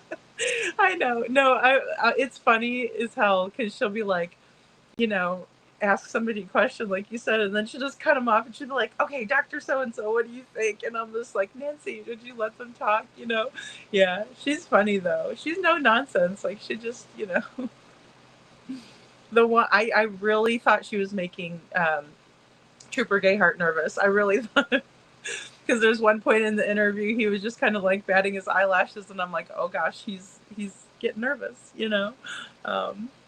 Daybell, Chad Daybell is trying to appeal. F that potato. Are you serious? Jules, I did not see that. Oh boy. Yeah, well, he is. He is. The reason why I can't get into the Daybell, and I should do coverage on, the story of Tylee and JJ, because I think Tylee is like such a beautiful young lady, and JJ just such a cutie pie, right? And I hate what happened to them, but I could not read through those nasty old text messages about the storm and this, that, and all the disgust. I don't want to hear it. It's going to give me, cringes, bad, nightmares, and the whole nine. I don't see them getting out. It's not happening. Not in my state. The Commonwealth doesn't play when it comes to children. Yeah, I think they should never ever see the light of day again. Oh my gosh, because if they can do this to a child, who else could they do it to? You know, no, I don't think they deserve the right to be around everybody else. You know, once you do something like this, I do. It just makes me wonder if it's going to be a situation where they could have helped, you know, and didn't. Good night, Anne Brock. Thank you for being here. Thank you so much. I'm sorry you got a headache. Oh, I was like that earlier. I had the lights overhead, and I was like, I'm gonna get a migraine if I have these lights on me for too long. Because, like, I don't know, I have light sensitivity, um, and I live in Florida. But you know, she said the best witness she put on the stand was the canine. Yes, and you know that's what's so awesome about these dogs. And I don't know, I just, it's funny. The Hatfields and McCoys had said something about that, and I can't remember in which video. I think it was in the second, or I'm sorry, the first one they searched for Sebastian, but they said something to the effect of, like, a Chihuahua. They could bring a Chihuahua out here, and you know he could find, you know, somebody that was out here, right? Um, and it just made me laugh because even my pug had like the best sniffer. It was so funny. Because I play a game with him to hide his toy and stuff, and so um, you know, he would sniff it out, and it was so funny. And he was relentless, especially like if he was in a mood. Um, so I believe it, you know. And then put a beagle out there with his long nose and his ears, you know, wafting the scent, and oh boy. Um, Aw, thank you, Holly S. Yeah, headaches are the worst. I do not like headaches. I'll just go to sleep too because it makes you feel better. Hey, Ann Reynolds, good to see you.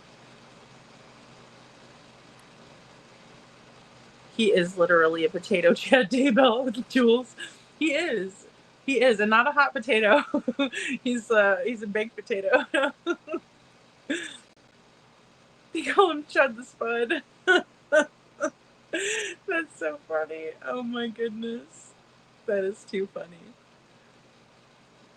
That guy. Aw, thanks, hey Jude. The storm. I can't with the storm. I can't, Jules. I'm like, you know, no. Mm-mm. Oh, yeah. If Skylar Niece's killers were charged in PA, they would have 100% gotten life, if not the death penalty. And I love Skylar's family. They are so sweet. Yeah, I mean, it's just so sad when people don't get the justice that they deserve. And, you know, and I almost can't stand when they make a spectacle of themselves either, you know, and it is, you know, funny, but even I actually found that whole video where this one's up there dancing to a wrecking ball, and I mean, I couldn't even stomach it. I was like, thank God they only played a clip of it. Brandon says also they think that the state didn't help this little boy out because they knew the mother's past in history, and so why did he go back to her? I know. Well, and I think that still remains to be seen. I don't know why they would ever like trust her again. I mean, obviously she has those other kids and they seem to be okay. But then again, you know, we find out that she's coaching them to say things and coaxing them into making statements that are false, right? Um, she's teaching them the wrong way to be. And when you're in a position of trust like that, that is a total betrayal. You're setting that child up for failure for the rest of their life when you do that. That is so sad. I hope those kids end up being with someone who's going to love them and teach them how to be right. That there is nothing more disgusting to me. Nothing more disgusting to me than corrupting a little child. I mean, isn't that the devil's work right there? If there is, let's just say it like that, you know, there it is at play. Because if you're corrupting a little child to lie, I mean, just disgusting. Jules says, tell them to come up to PA and search for Jesse with us. Yeah. Oh my goodness. I know.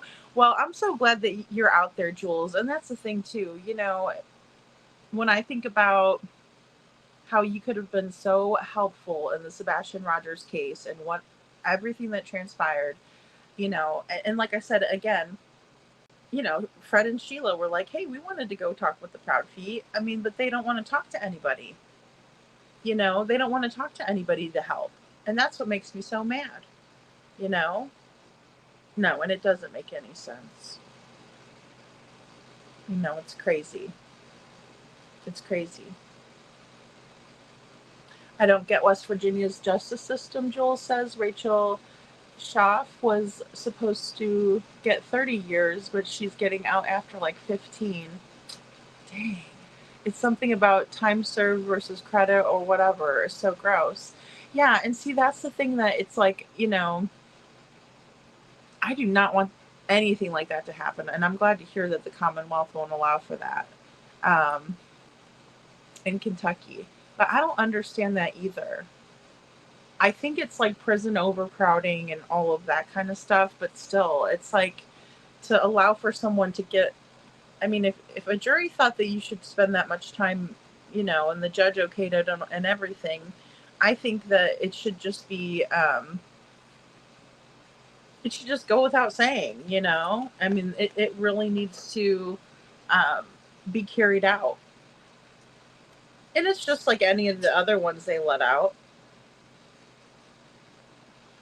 And it's all people that hurt children, in my opinion.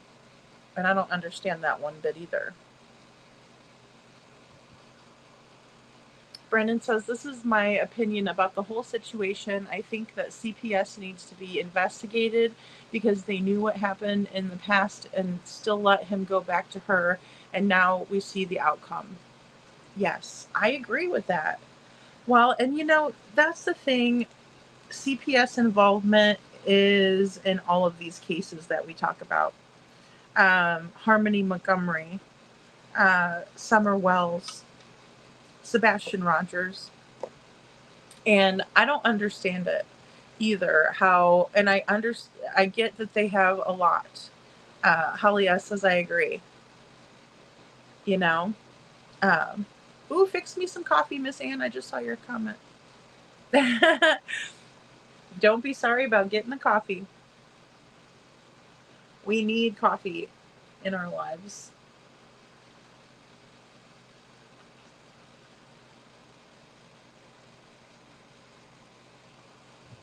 Jules says, well, I feel like Katie would have talked to me. She sent me a Facebook message asking for a decal in the beginning, but then after that, she just stopped. In my opinion, someone didn't want her talking to me.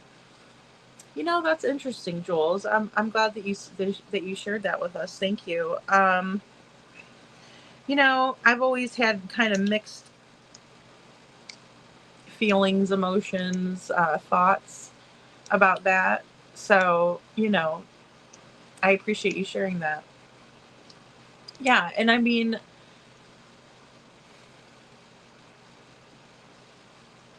it's just something about wanting good people involved, you know? And like the Krama people, they never say that they're not Krama.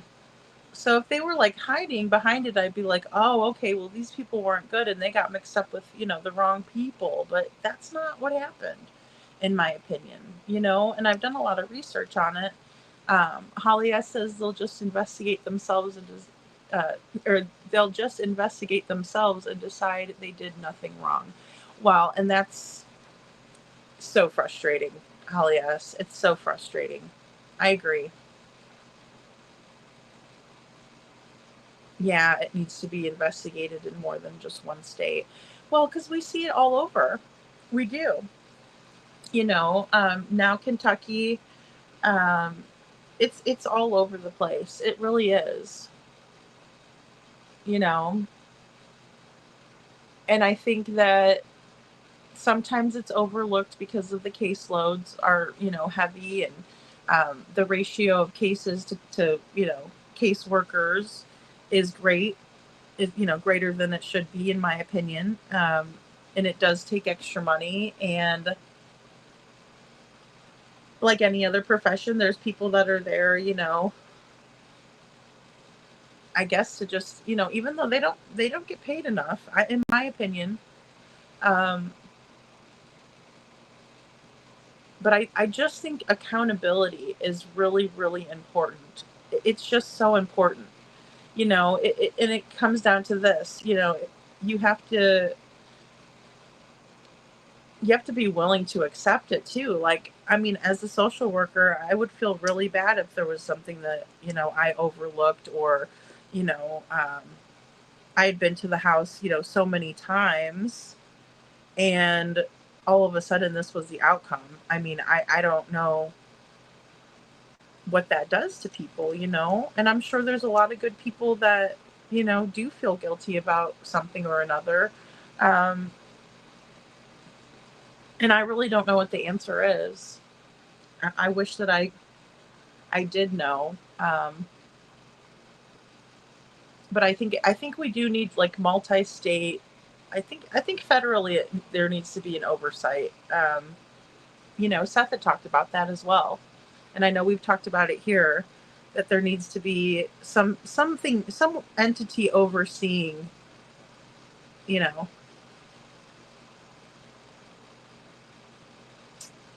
I don't know, because it's not fair for these kids to fall through the cracks, and it's not fair to blame the kids. It's not fair to blame the system. Um, it's the CPS workers they're obviously they're not making the right call.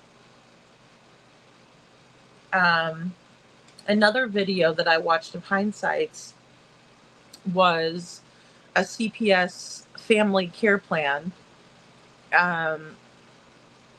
And I say that loosely, but that's kind of what it was generally. It was generally for a household who had CPS involvement, and they were trying to, keep the kids in the house and help the family out. And I understand that. But it sounds like it could have been something that was going on in the Sebastian Rogers case. Um, in my opinion, it fit well. And KP Captain Joel says, well, also what the FTBI, no answers in Summerwells or Sebastian, and TBI was literally investigated for corruption.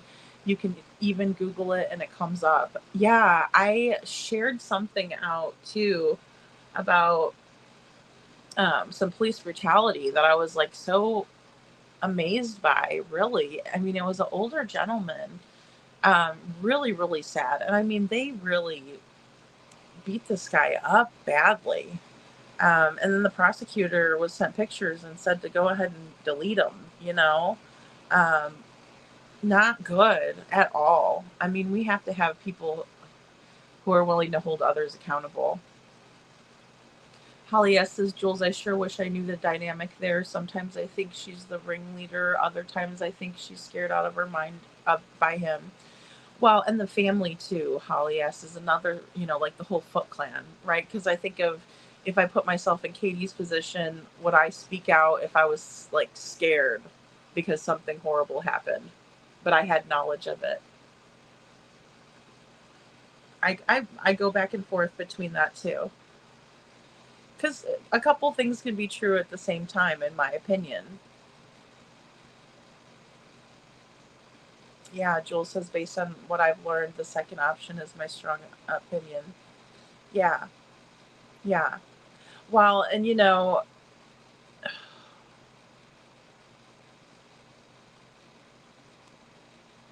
it's terrible. It's not hot where you are, Miss Ann. Is it cold there?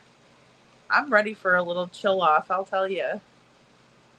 His track record with wives, I'm not sure why he'd change. KP number 5. No, I don't think he would either. And let's be honest, they don't have any kids together. If he was willing to treat Nina badly like that, and they do have children together, what's keeping him with Katie? Besides a secret, in my opinion. You know?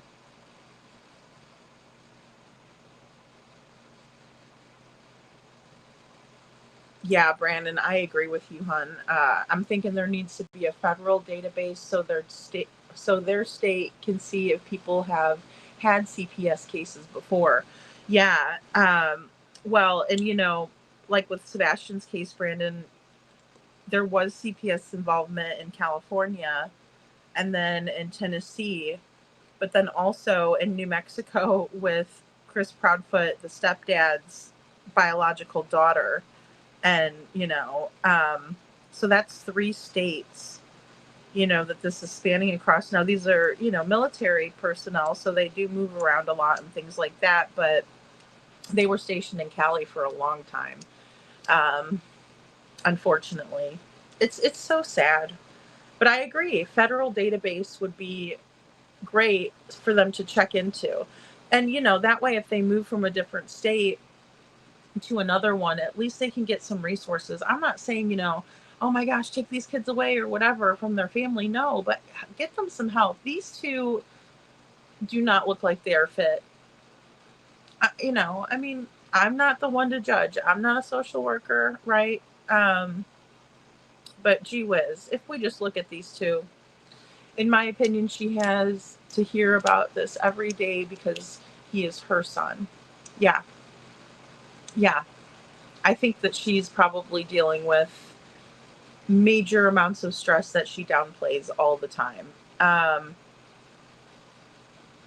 Like even watching Hatfield and McCoy, they did the year anniversary, and when Katie says, he would have turned, talking about Sebastian, would have turned 16. Well, if he was still alive and somewhere out there because he ran away, then Katie probably would have said that he turned 16. But instead, she said would have. And then she stopped. She breathed in, breathed out, like, oh shit. I think she kind of had an oh shit moment, in my opinion. And then she said, and he should be here for that. I mean, in my opinion, weird. Still very, very odd to me. Canine Captain Jules says Katie is never allowed to do an interview alone during Betty's court. CP got mad when the judge kicked them out. Look at her behavior in the beginning interviews. She was truly sad, in my opinion. Yeah, I mean, she was definitely crying in the one that they did with Holly Thompson. Because I don't think you could fake that well unless you're an actress, right? I mean, in my opinion. She did seem like she was doing self-soothing behaviors, right? Like the rocking back and forth, and things like that. She was looking to Chris for validation on a lot of issues that, in my opinion, she shouldn't have been looking for validation if he wasn't around, or if he didn't have knowledge of said situation. Either being over the phone with her or any of that is, an indicator that he, again, was complacent, maybe like Josh was, in my opinion. But then again, if I think about who could have really hurt Sebastian in this situation, I still have to go with Chris really could have hurt Sebastian. And I think he did hurt him. I think that his family hurt Sebastian. I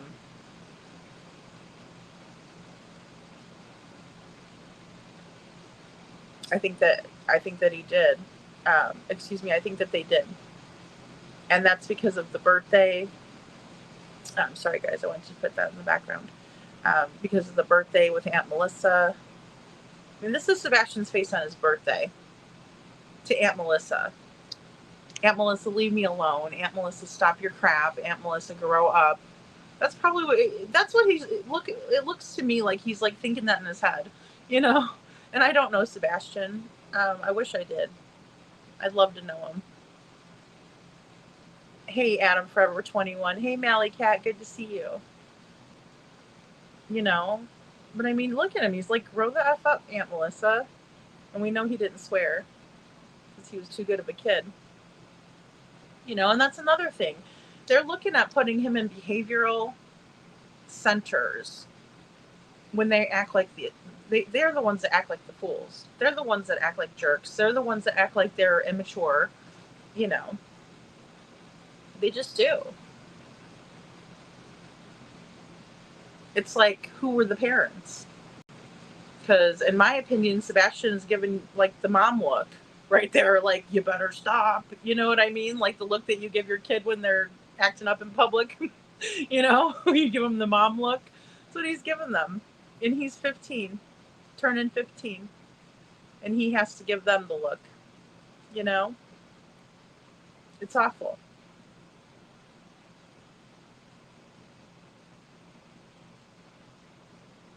Adam Trevor 21 says, don't you find it weird that in this horrible case they take the other child out of the home, stepdaughter Faith?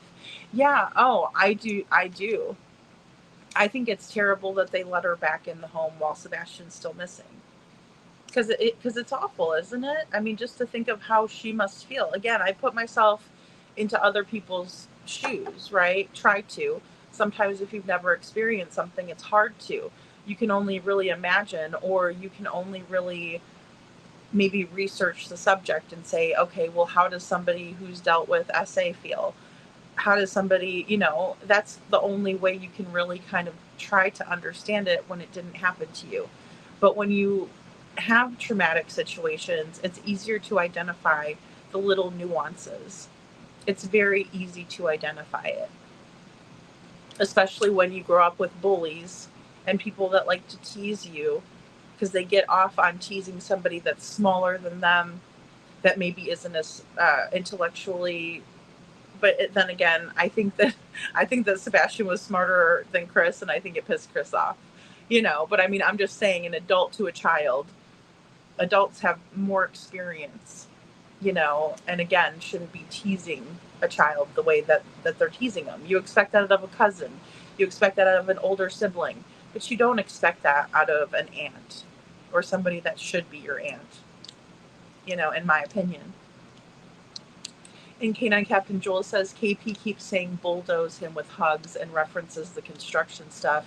I always thought that was weird, and maybe she's trying to tell us who is responsible. In my opinion, DG and BG. Yeah, I thought about that too. And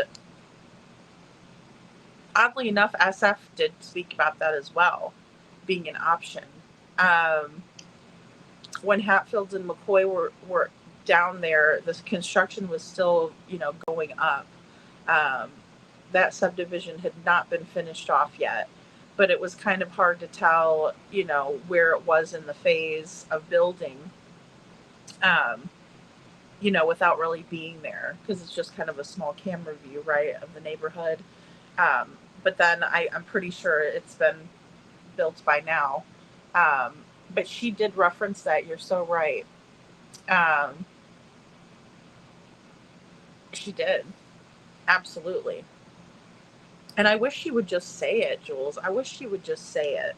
I wish she would come clean and tell at least what she knows, right? I mean,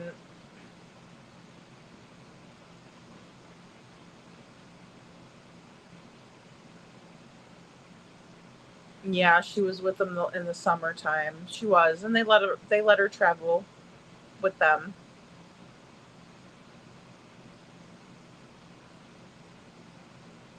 Oh no, Miss Ann, you got a tick? I do not like ticks. Oh boy.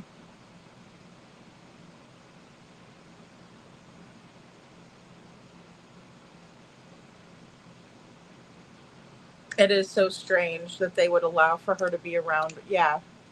Yeah. When there's an ongoing case of a missing child, when that little baby Haro, his little sister, was taken out of the home immediately. Yeah. Well, and I think Jude and I were talking about this today. They took Summers' brothers out of the home too. They did. Not immediately, but they did.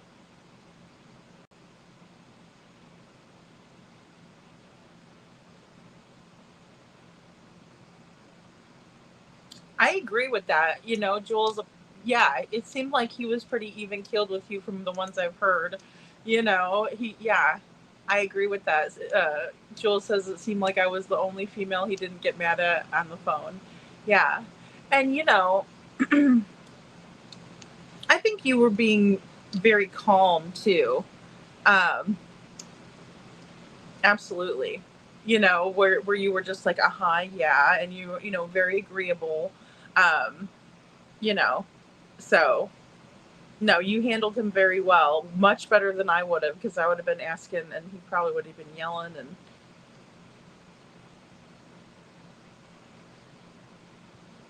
Yes, yes. Yeah, I know. Well, and these cases are so similar. They're just so similar.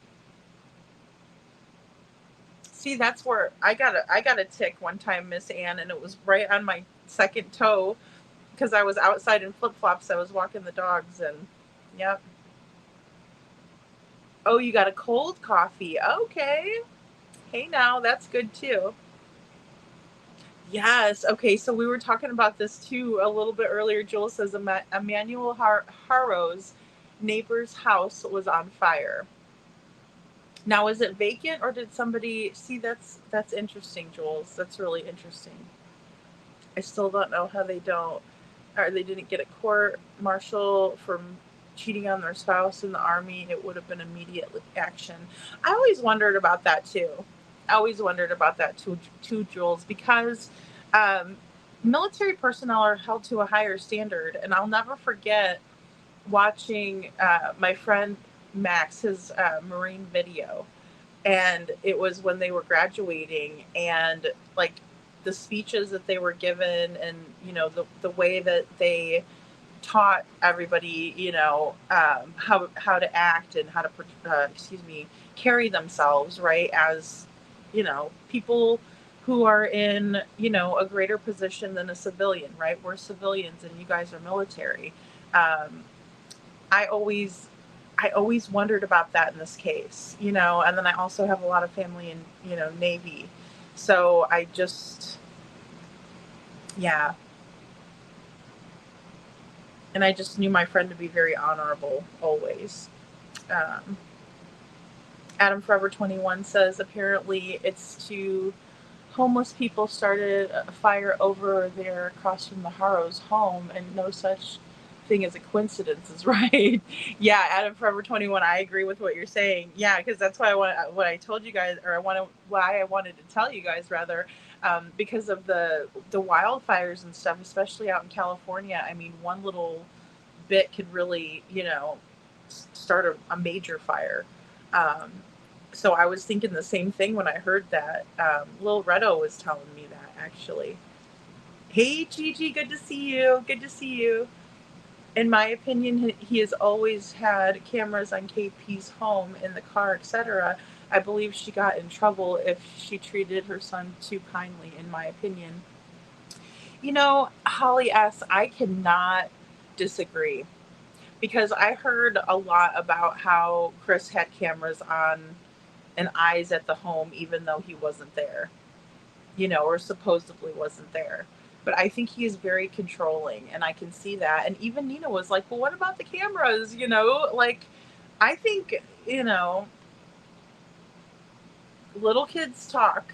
And I'll just put it that way. Um, they do. They talk, and they listen to everything.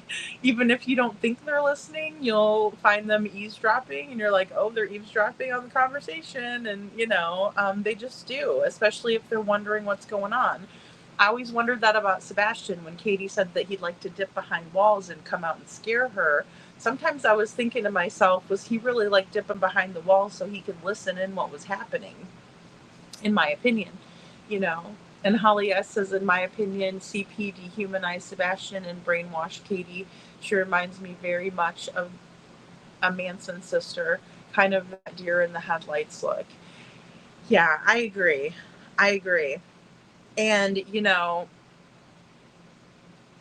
a lot of what they had said was very scripted, in my opinion. And I also think that Chris Proudfoot is the one that didn't want anybody by the house, and I think he was probably pushing that off on Katie, in my opinion, without being the one that's talked to either one of them. That's just my opinion. Oh, that's a good question, Jules. Yeah, I wonder if they were paid to set the fire.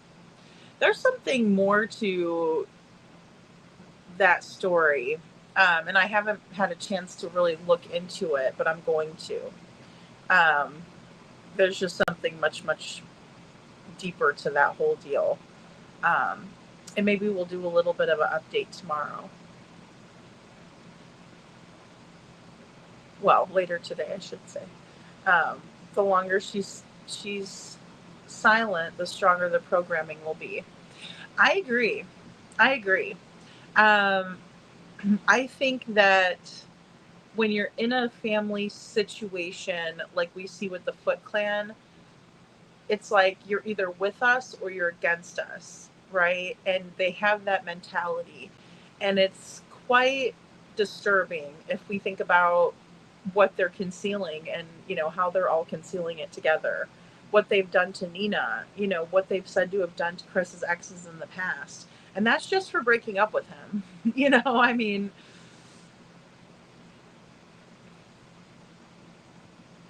yeah, no, you did a great job of keeping him talking. You did. I mean, Jules says, yeah, I mean, I just wanted to keep him talking. Yeah, and you did a really good job of that too. And I mean, even letting him kind of vent at times because, I mean, I'm sure it's stressful in that situation. But he, again, was always like all about himself, and what he was going through and, not so much about what Sebastian would be going through or how, I just want to find him, that sort of thing. Did she try to speak to the police early on too, and he wouldn't allow her to? Well, he was like threatening the news people to stay off of his property, which was really weird. And another thing that, even the McCoys brought up, that it's weird. And that it's, one of the red flags of a parent who knows where their kid is, because he said I would have expected to hear them say that they wanted, that they were okay with me looking. Excuse me. He said if they weren't okay with me looking, I would definitely think that was a clue. And the same for me goes for Chris and Katie.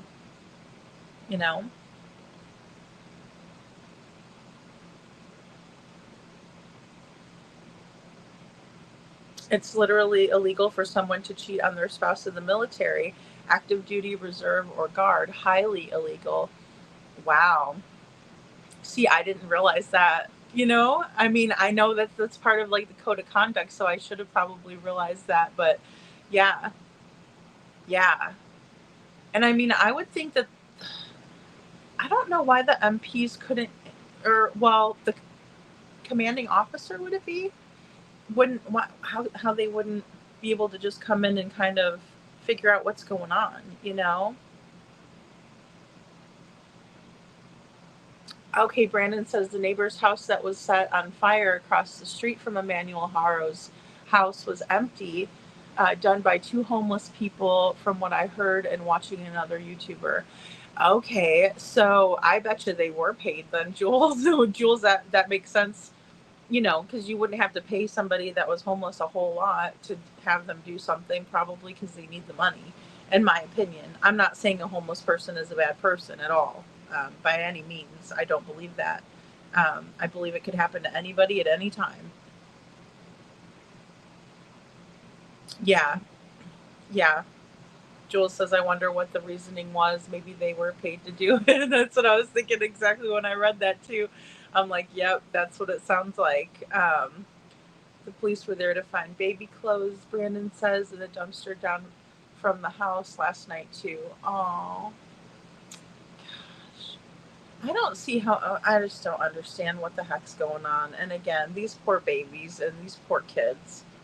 Hey, Couponing, good to see you. A news reporter got the two people who started the fire on video. That's the reason late getting over here tonight. No problem. I'm glad you're here couponing. Hey, there's all kinds of stuff popping off left and right. I mean, my goodness. I was just so happy to bring this update. Well, the last couple of updates to you guys with these two yahoos.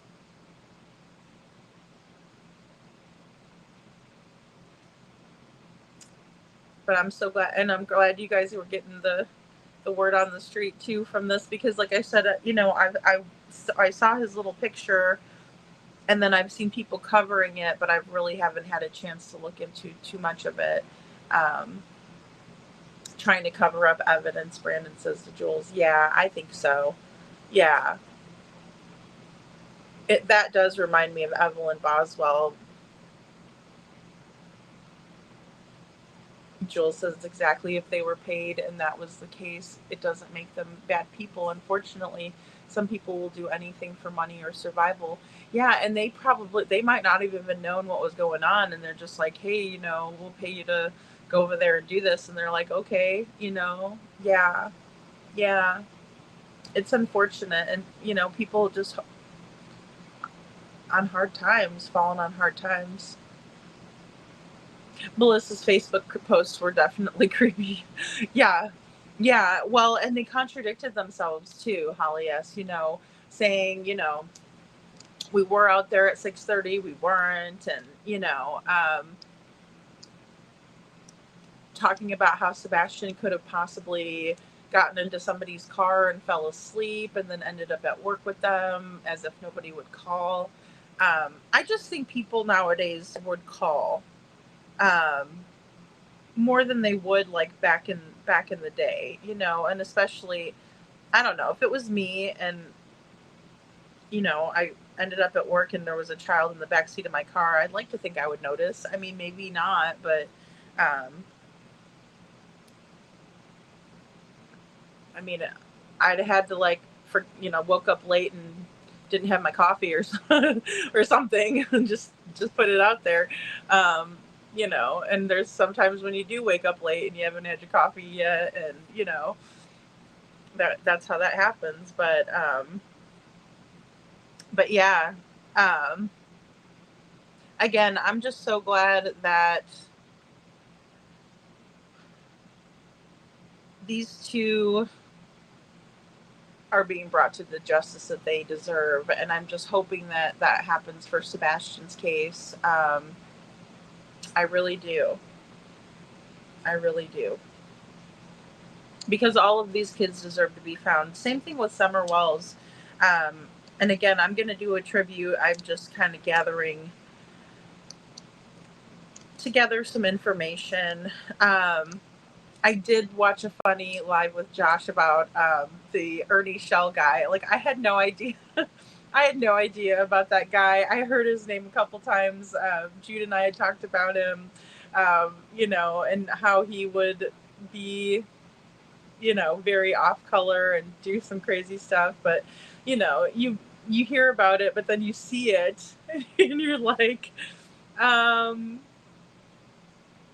okay, now that is something, you believe it more when you see it, not that I didn't believe Jude, but I was just like, oh my gosh.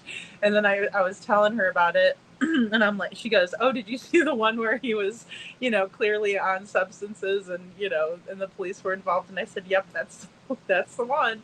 And, but yeah, that guy's a character, if I ever seen a character. Canine Captain Jules says it would be a commander's investigation for sure. Okay, thank you. Yeah, because everybody has ranks and people to answer to, right? And then the commander in chief is the president, right? But yeah, absolutely. And then there's checks and balances, and Congress, and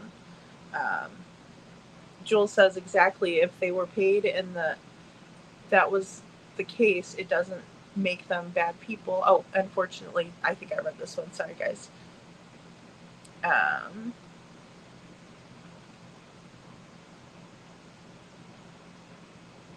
Ann Reynolds says, I saw an interview with them showing up, the little baby's parents whining and crying and wanting people to find their kidney Our kid reminded me of that one down there in South Carolina. Oh, Susan Smith. Yeah. Yeah, and I felt that. I watched a little bit, like I said, not enough, but I can see where you would think that. Yeah. Yeah, Susan Smith in South Carolina. Yeah, good call, Ann. That's what I was thinking too. I can see that. Definitely. Yeah. Holly S says, I really feel like there's blackmail involved with Sebastian's case. Yeah, there's something, I just can't put my finger on it in terms of connecting the dots with the corruption, but I know that there's a lot in that case. And I do think blackmail is involved. Somebody might know something, in my opinion.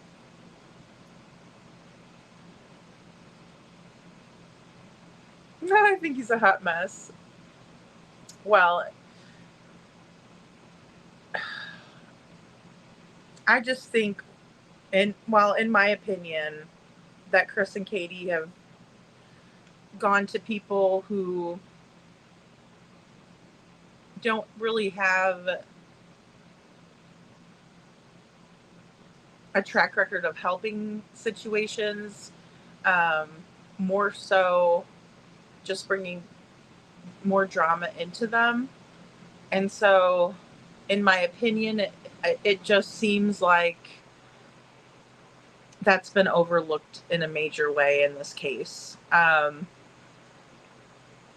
Especially when I find out that, a nice couple like the Hatfields and, like the McCoys, asked for an interview, and it was kind of, I mean, if you're going to give them to the Krama channels, why not see if somebody can really help find Sebastian? I think, again, they didn't want, you know, to have to look these people in the eye. I mean, Chronicles of Olivia, she did a great job, but she was very, soft in her questioning and was not confrontational whatsoever either. And, Katie, it's when they were talking about the flashlight video, Katie did not look at the camera whatsoever, didn't look at Olivia. She looked down at the table, in my opinion. She did. She looked at her hands on the table. I'm sorry, but that tells me a lot. If you're not willing to look at somebody in the face, that told me all I needed to know when they were talking about Felicia and not looking, Felicia not looking, uh, and talking about Sheila, not looking her in the face when she was asking about Jayden. Like, she didn't look at her. She was looking over at Fred, and then she was looking at the ground, if I can remember exactly, but was not looking Sheila in the face at all. And that tells me a lot. It just does. Kylie Montero was found deceased. Oh, I didn't know that. Thanks, couponing. I saw a news report earlier. Kylie Montero was found deceased. Oh, that is so sad. Thank you for letting us know. I didn't see that. Gosh. Oh yeah. Oh, yeah. I will definitely pull that in. I can't pull it in tonight, but I will. I will do that. Like I said, I have to go through. I took some video at the beach, and not a whole lot because I don't have a lot of storage, and I used it all up, so I won't be able to play it tonight. But I would like to see the perp walk of. Brandon says I have a video of Josh being walked into the sheriff's office. If you want to see it, yes, I would like to see that.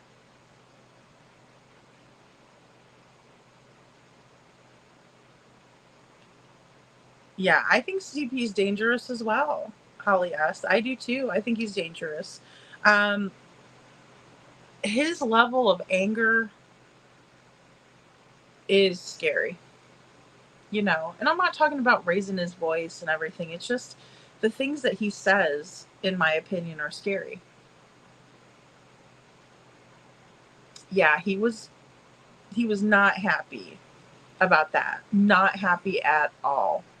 Yeah, CP was pissed we found out about the flashlight video, says Kai Kai. I agree. He was not happy with that. He was not happy about the photo. Not happy at all, you know. And again, I think that there were a lot of mistakes that were made, and if somebody could go over it that doesn't have, in my opinion, a conflict of interest like Craddock does, in my opinion, I think we could probably figure out more about that. I do. I think if somebody with a fresh set of eyes completely was to take the case over, it would be nice. Like someone at the FBI, in my opinion. Hey, Perfectly Imperfect Boy Mom. Good to see you. Oh, so sad. I know. Thank you for being here, Perfectly Imperfect Boy Mom. I didn't know Jessa was on this late. My goodness. Aw. Oh, thank you, Brandon. I got your email. Thank you so much. Aw.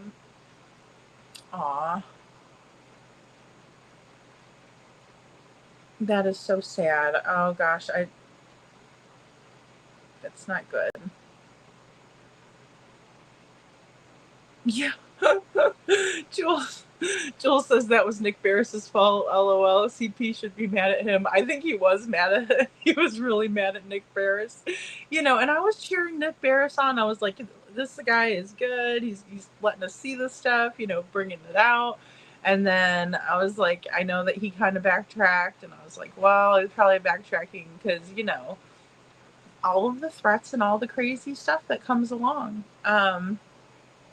You know, with telling the truth in this case, in my opinion, you know. That's my opinion. I really feel that way. I feel like anybody who is willing to say how they feel about Sebastian Rogers' case, yeah, I think they're mad at all of us, you know. And it's unfortunate, but I'm not worried about it. I mean, in my opinion, they were treated a lot nicer than most people would have been in the same situation where, you know, all of the windows locked, all of the doors were locked, no ring camera footage, and then we have the 3 a.m. car, you know. Oh, thank you so much, Brandon. Couponing says you got that right. Yeah. And I need to look over Emmanuel Haro's story. There's something odd about that. I'll have to go watch Justin's live. And I know a lot of people were covering that case too. It's horrible. That's just horrible.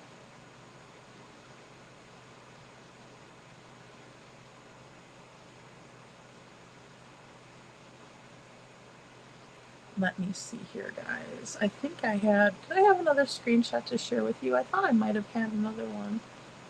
Let me take a look.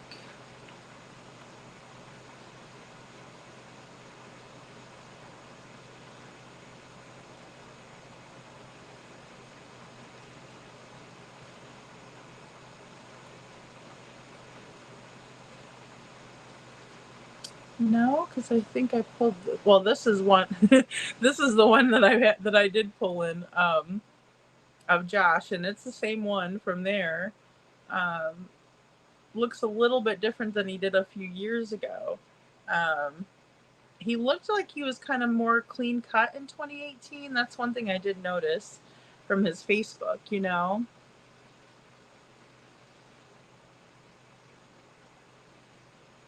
There was no dirty diaper in the truck she was in, and the police have taken to.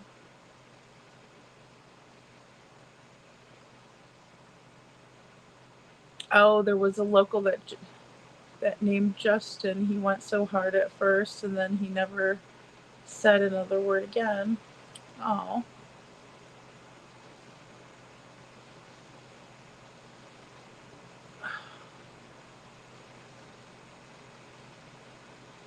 Oh, Justin on TikTok. See, I was thinking Justin on TikTok. What he changed his name to just in the nick of time, I think. Ugh, I always forget. Um,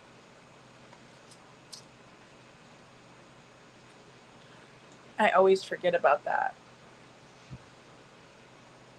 What he changed his name to. And he also, I remember he did have Joe Petito on too. And he talked about how, he was being threatened, and so was the Gabby Petito Foundation. If he spoke with Seth on Seth's live, that there would be repercussions, and I can't even imagine what was actually said, or what they could have actually. I mean, in my opinion, that's terrible to deter a father from talking to another father. Is really I just don't know, but yeah, I remember him covering that too. Holly S. Yeah. Tamagua PD won't ask for higher level help in finding Jesse, just like Sumner County Sheriff's Office won't ask for higher level help in Sebastian's case. I'll never understand why these agencies won't ask for help. Well, I agree with that, Jules. I mean, I think, maybe it's a pride thing, or maybe they're like, okay, I want to solve this, or, and maybe it's stubbornness. I don't know. I'm stubborn and hard-headed too, so I don't know. But I at a certain point that I would enlist help from anybody I could, and especially at this juncture. Especially at this juncture. Or at least, have they, one thing that I was thinking about during Hindsight's Live, have they at least gone and looked into these schools that they were wanting to put Sebastian in? Like any of them? Have they, flat out asked any of these, sent the flyer to the school and said, have you seen this young man? Is he here? Is he within your school system, or whatever their, deal is? I mean, because I know there was one in Missouri, one in Texas, one in Utah. One of the ones that was mentioned by the Proud Feet, in my opinion, it sounded like the one in Gallatin was horrible. And Seth didn't want him going there.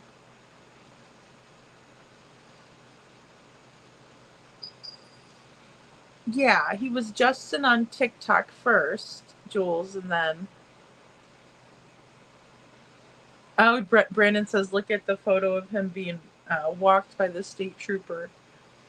Oh my goodness. I did see earlier a perp walk. I wonder if it's the same one. Let me see if I can pull it in. The still one.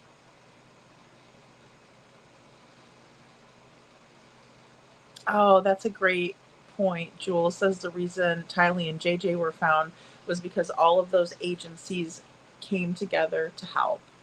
Well, I really am a firm believer that that's the only way to get things done. I really believe that. I don't think there's any kind of, person out there that is superhuman or that can figure these things out all by themselves. I think it takes everyone,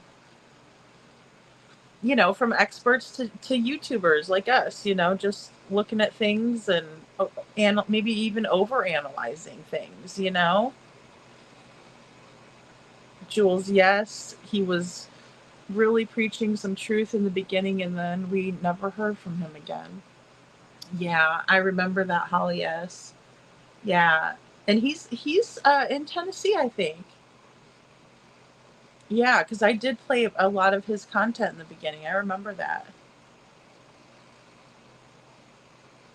And yeah, some of the updates have to be there. Yeah, absolutely. Yeah. I would love to hear his take on things at this juncture, though, because he does a very good job in the cases that he works, in my opinion. He really does. And I'd like to know more about, what he thinks. I've been watching JLR Investigates on the Emmanuel Harrow's case, and that's how I found out by this thing. Okay, tonight. Yeah. Yeah. I did see that JLR was covering it, and then well, Justin was, Betty was. I mean, a lot of people were covering Emmanuel Harrow's case. Yeah. And he's just such a sweet little baby. That's so sad, Brandon. It is. Perfectly Imperfect Boy Mom says, I'm starting to feel like it should be a law for us or a law for U.S. Marshals and FBI to step in with missing child's cases. I have to agree, especially after a certain time frame, and that might put a little bit of pressure on like local law enforcement, and I understand that, but I think that it's okay to put a little bit of pressure on like that if another agency is going to get involved at the end of the day and try and solve it. I don't see the problem in it, because it's just kind of prideful otherwise, in my opinion, that she wouldn't ask for help, like Jules was saying too. See, and that's what, yeah, Jules says, I don't think the schools are allowed to disclose that stuff. Well, and my problem too is always also that they were looking for behavioral places. I would think that these schools would do something like, in my opinion,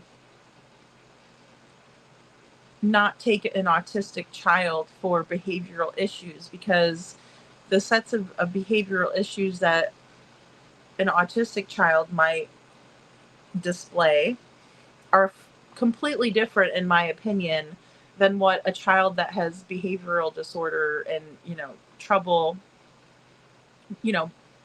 oppositional defiant disorder and things like that. I would think that a school would say, we really don't have the capabilities of helping this young child, right? Okay, thank you. Okay, thank you, Kai Kai. Yes, she says, lady, his name is now Justin, just in the nick of time, or excuse me, just in the nick of crime. Thank you. Oh, that's awesome. Yeah, I knew it was something like that, but that's so clever. I like that name. Because he started off as Justin on TikTok because he was on TikTok, and then he moved over. Okay, awesome. I'll have to make sure I'm subbed up. I thought I was, but I haven't seen any updates. Not on Sebastian, unfortunately. Couponing says, I was thinking the same to Captain Jules.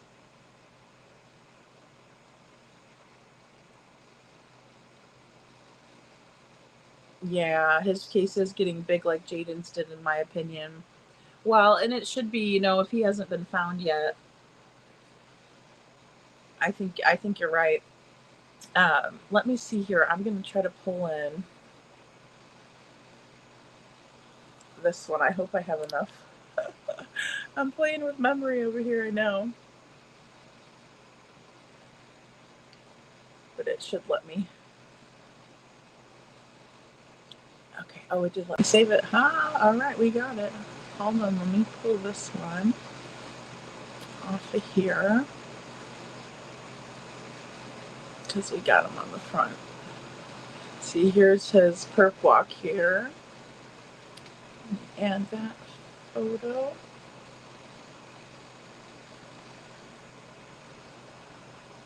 And justice was served, in my opinion. Thank you, Brandon, for sending this. Justice is served there, in my opinion. Most definitely. And, I don't know. I think they're both going to have a public defender. We'll see. We'll have to see what happens. For sure.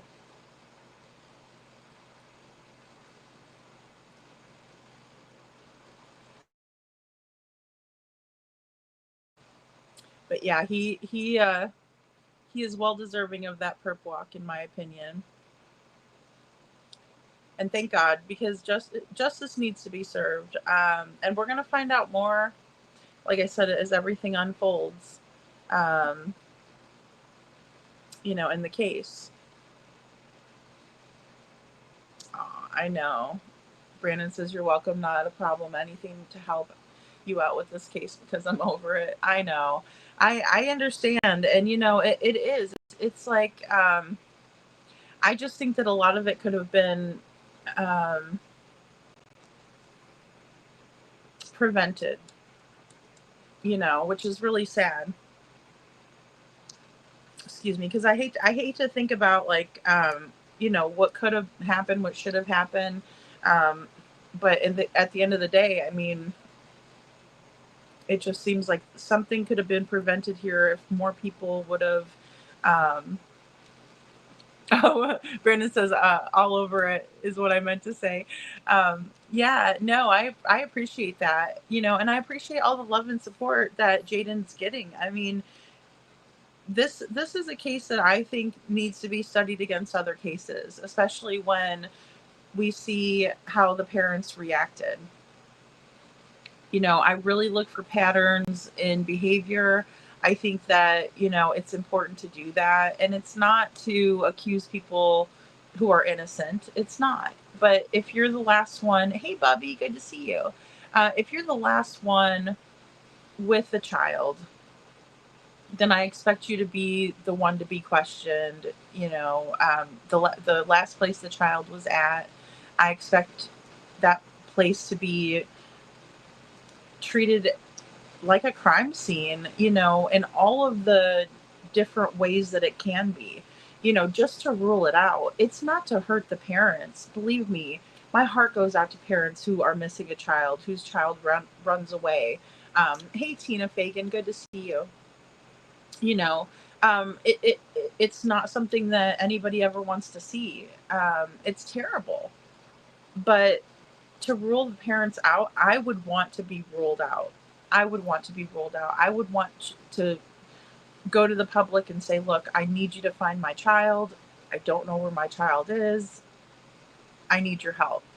But then at the end of the day, I can't help but think I wouldn't be out there too. And I get that at first, the police do ask that the parents stick around at the house, right? And just in case the kids come back or the child comes back. We've seen that in a lot of the different cases, like Lily and Jack Sullivan. Chris and Katie Proudfoot were told to stick around the house, right? But thank God Seth was there and he could go out in the car and at least search around for Sebastian. Again, you would think that they would work together, put their differences aside. We've seen that many, many times in these cases. Brandon says, thank you so much. If you go watch there are patterns in Emmanuel's parents' patterns that are the same. Yeah. I have no doubt in my mind, and law enforcement has to know. They just have to. And in my opinion, sometimes they do wait until they find who they're looking for, All these cases, involving children are so draining. They are Kai Kai. And that's why, sometimes I try to make you guys laugh a little bit or lighten the mood a little bit because it is tough. And it does wear on people, and even when I think of Jayden versus Sebastian's case, when I think of all of these little kids, there's just too many similarities to ignore. So yeah, exactly, Jules. Yeah, and I don't want to um, overdo it or anything like that. But Jules says, I agree. Last person who was with the missing person, child or adult, should expect to be questioned. Yeah, and and not have somebody right there, in their ear, as I'm fixing my own earbud. But you would just expect that. I would expect it if it was me as a mom or as a caregiver of any type. Like, even if it was, say, an adult who had Alzheimer's, right? But I was the last person who was with that adult, and that adult did escape out the door. I mean, people, have had family members, that's happened. And even very good friends of mine, would have the alarms on the doors and things like that just in case, in the middle of the night, because, somebody with dementia or Alzheimer's, they're disoriented, they are leaving, and they think they're going someplace, but it's very unsafe for them. So, I mean, even in that regard, but a child, I mean, it's like a whole nother level. Hey, Lori, thank you for being here. Thank you for hitting that like button, guys. I appreciate you. Hey, Tina girl. Good to see you. Thank you for being here, guys. Um, what color are you dyeing your hair, Bubby?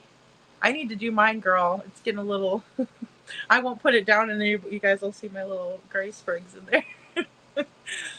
But I'm about due for that and a cut and a color, that's for sure.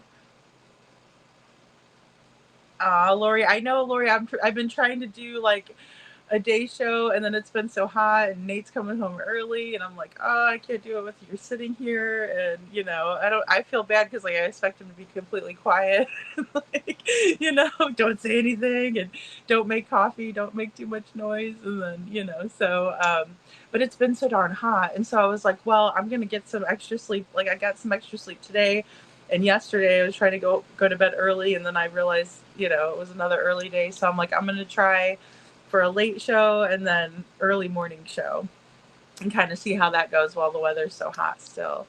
But I'm still getting into the groove of things because I'm such a creature of habit. And but there's no shortage of news going on at any given time.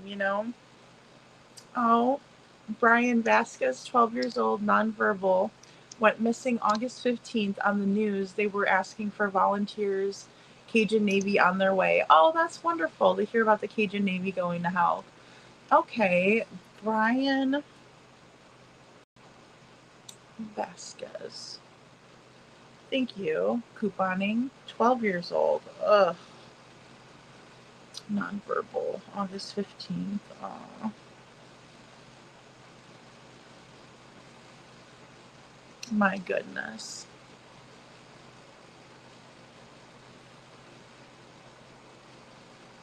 Brandon says, and if they are married, they need to be put in different rooms and be questioned for what happened. I agree. 100%.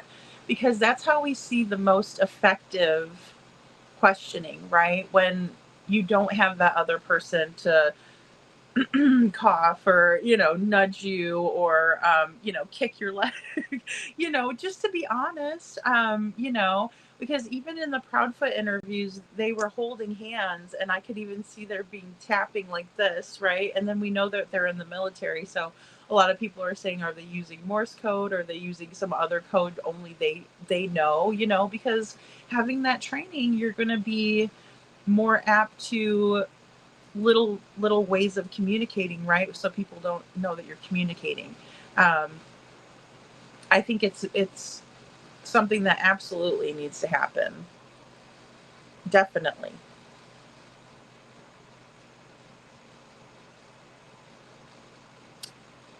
I believe so, Jules. I probably have to get a little bit of a refresher, but Jules says, have you ever heard of the story of the missing Reinhardt children out of King of Prussia, PA? Reinhardt sounds so familiar. Ooh, blonde, Bubby. That sounds nice. I wish I knew how to do like the highlights or something, because I would do that one time. Maybe just like, blondish highlights. Aw. Bubby says the husband got a haircut, so now I gotta dye my hair now to match up with him, but I'm always dyed it blonde, and that was the time that I could do it, so it's me time. Yay, that's great, Bubby. I love that. I know, I kind of think of it like that too. Self-care is so good, especially for ladies, like put some nice lotion on and, all of that good stuff. Kai Kai says, CP posted on Facebook today about the upcoming Pig Fest in Hendersonville.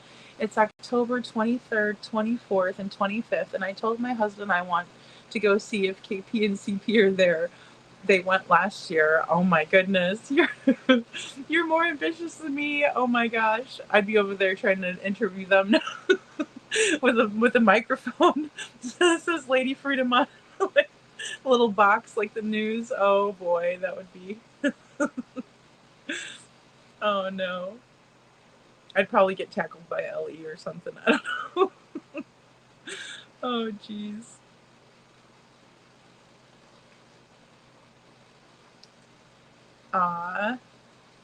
I did, Lori. I did get some sun. Yes, and I put sunblock on, but I didn't reapply. So it's kind of like it remains to be seen if I'm gonna be like really like if I'm gonna be all crusty in like 2 days or not. But yes, I did. I did. And I still have to put the video up. I haven't. I was like trying to film everything, and then I was like getting told you don't have enough storage. You don't have enough storage, and I'm like and I'm like deleting apps and stuff. And oh, Bubby, my Cash App. I always forget to put the banner up, guys. It's Lady Freedom. Lady Freedom's on Cash App, but it'll come up here in a second. I always forget to put the banner because a lot of times when I'm reading stuff off, it won't show everything. So the kids still haven't. Oh, okay. K9 Jules says, Lady Freedom, the kids still haven't been found. There was a weird cross marker in the middle of the woods that was sent to LE, and they have no idea where it is. Huh. How strange is that? That is really strange. Is somebody like taunting the police, maybe, Jules, or something? Because I know those weirdos like to do that. They like to send them a note or something, and like smiley face guy.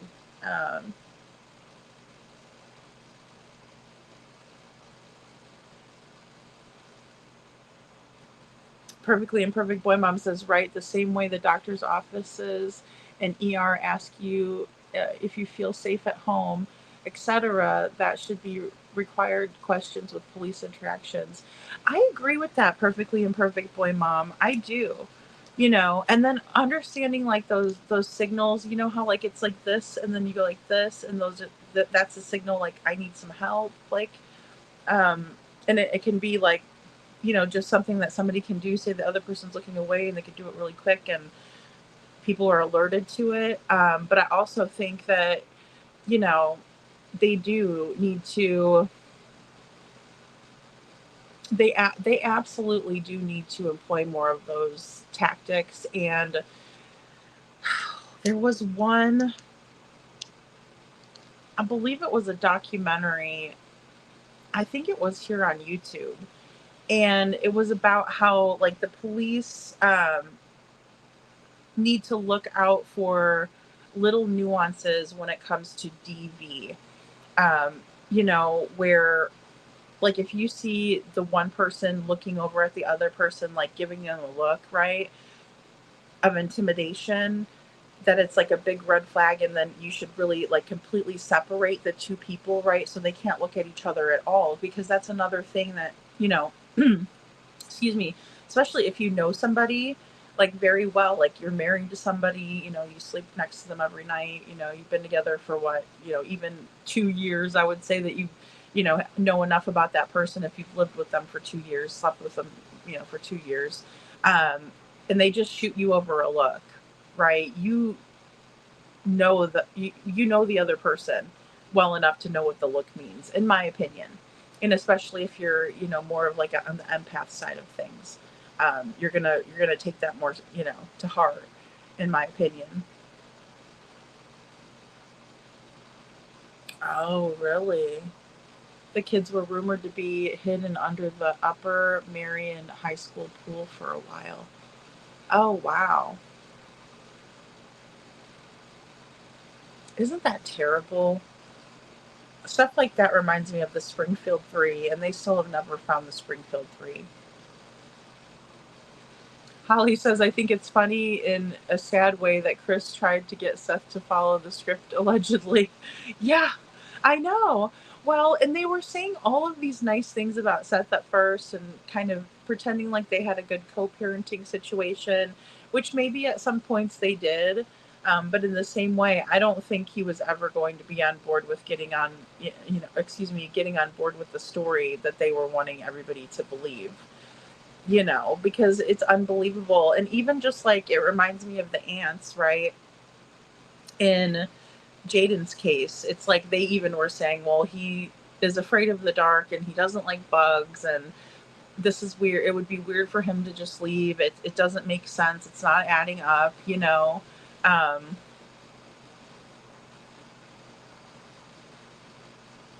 Oh yeah, Jules says, I got a tan on my upper half from searching Sunday, but I was in long pants because we were in the woods, and so now I'm half tan and half pale. That's funny. Yeah, Jules, and I mean, I bet you would have to wear like all of that, like heavy pants and stuff, like going through the woods because you don't want ticks and or any of that stuff. Oh gosh. Hey, Tori Banks, good to see you. Aw. Oh, I'm glad you're listening while you work. Thank you. Aw. They seem unbothered. Yeah, completely unbothered. That's the biggest red flag. Again, because it's like if they didn't know where Sebastian was, they would be desperately trying to find him, in my opinion. And the same goes for these people, because even, Felicia and Joshua, I'm referring to them, they didn't seem like they were worried, right? It's like, oh, you're looking for him? Okay, thanks. And, trying to get in the house as fast as they could. And, oh, no, but we don't want to talk to you, It's weird. Oh, you remember Cherry Mahan? She disappeared 40 years ago in PA, and someone sent her mom a handwritten note from someone named Pastor Justice confessing to unaliving her, but PALE debunked it. Yeah, I do remember that. How horrible. And that's the thing. These people will insert themselves into cases like that, and it's absolutely mind-boggling that they would do that. Especially when you see the hurt. Oh my gosh. It's diabolical. It is really diabolical. It is really, really bad.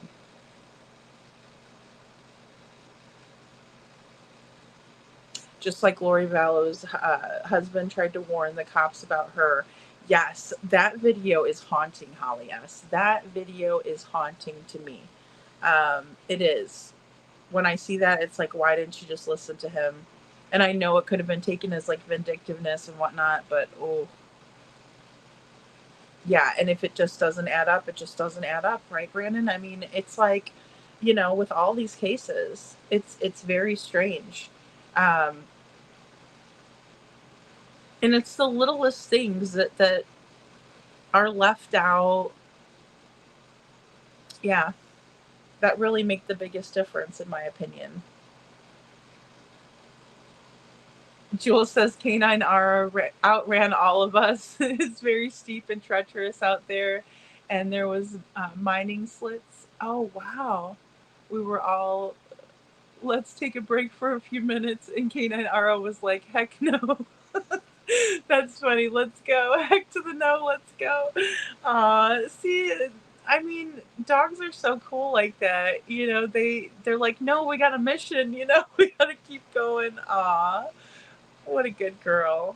My gosh. That's wonderful. I'm so glad to hear that, Jules. I really am. That's amazing. K9 Ara doesn't take breaks in her mind. She's like, we gotta find it. We gotta find it. And then we can take a break. Aw. Aw. Jules says, lady, I'm gonna go out there to Butler, PA to help her mom for a weekend in the fall. Oh, cool.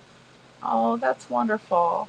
Yeah, Jules, I so appreciate everything you do. I mean, it really takes a special person to understand and know what these dogs are doing too.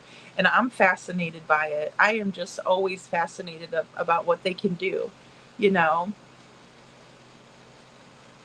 Aw. Charles Vallow, my heart breaks. Holly S. watching that now. He tried so hard to save those kids. Yeah, and I mean, he's very believable in my opinion too. Like what he was saying, I believed him when he said it. I believe it now. It's sad to watch.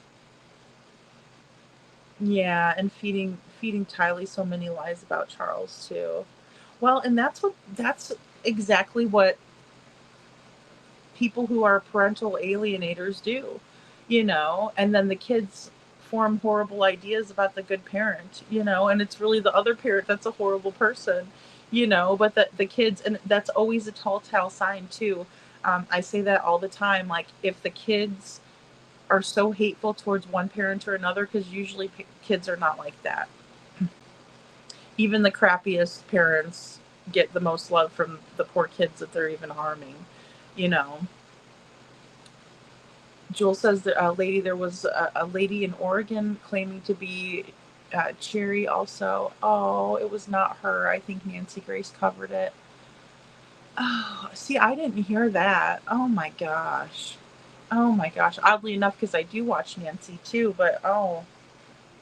See, and what was that other case that happened? But it was a boy. It was a boy. Aw, thank you. Thanks, Bubby. Bubby says, "Lady, uh, are you like dressing? You're thinking Avatar." It says, "Lady Freedom Raw." Yeah, well, I can't fit the whole one in there, Bub, because like I got like if I put just Raw and then narratives won't fit, so I just put Lady Freedom up there. Um, but yeah, but my Cash App is just oh, let me see. I think I have it up. I should have it up here. I always forget. It's Lady Freedoms with an S at Cash App. Like $ Lady Freedoms. Because I think I tried to do just Lady Freedom, and it was like somebody else had it, and I was like, that's weird. Because I thought I was the only Lady Freedom on there, but um, yeah, Jewel says, "Lady, I always feel bad for any of my canines on searches in the summer because of their thick fur." Oh, I bet. I can't imagine how hot they have to be with all the fur, especially is how thick. Yeah, your canines are. Yeah. Oh gosh, in the summertime, I bet you it's unbearable. Do they? Do they do well, like if you were to like put like a cold water bottle, or is that not recommended? I always wonder that. um like if they're out there, if you kind of like get them wet or whatever, you know what I mean, like hose them down or something. I know you probably can't do that while you're out in the field. um Yeah, I understand that, Jules, especially like if you do come upon somebody. Yeah, Jules says, "I just don't like to live stream my searches. I think it's weird. I don't ever want to stumble upon remains and have the parents or loved ones see that online. Just my personal preference." Yeah, I agree with that, Jules. I respect that, because like I myself, that's why, like, it would be extremely difficult for me, in my opinion, to go out there, and especially if it's a kid. I would not want to do that. I just I wouldn't want to see it either. So I'm glad that you think that way, because, but I do find it interesting. I do. I do find like the searching part very interesting. But for me, yeah, it'd just be too tough. I, you know,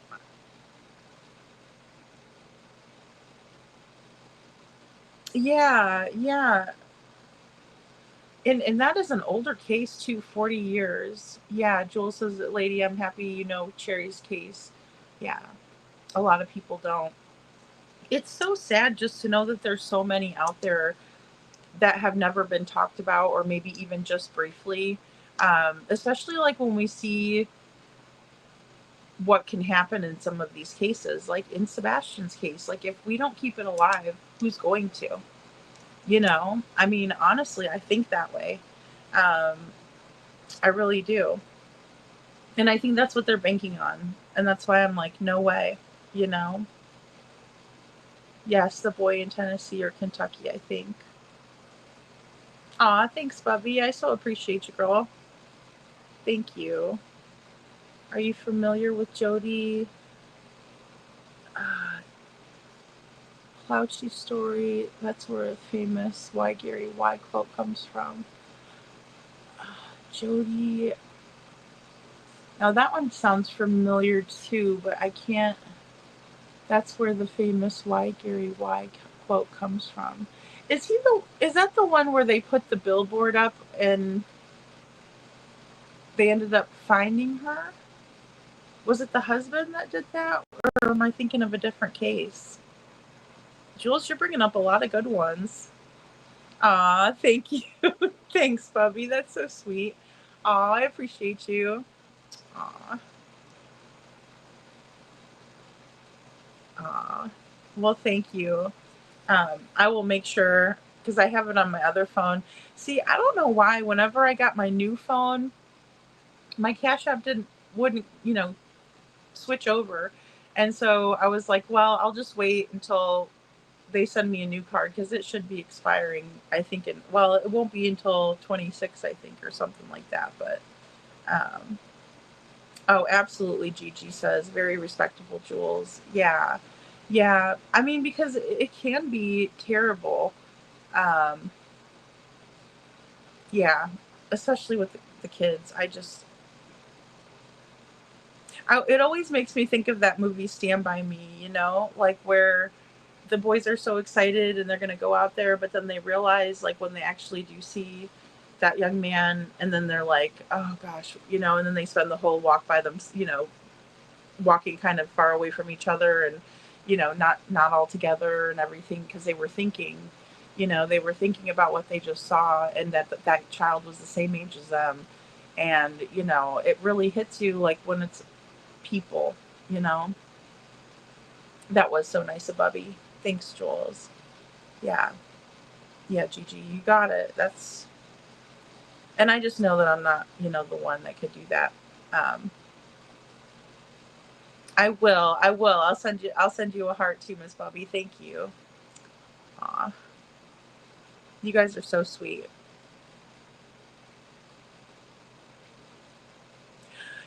That's why I added an S on there, Town Chat. Yeah, because I was like, well, because I do have Lady Freedom's raw narratives without the apostrophe, but yeah. No, you're right.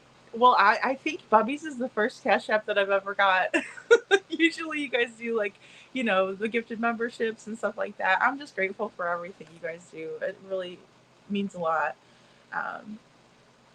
And two, of course, I'm, going for that, the computer, so we will turn. Yeah.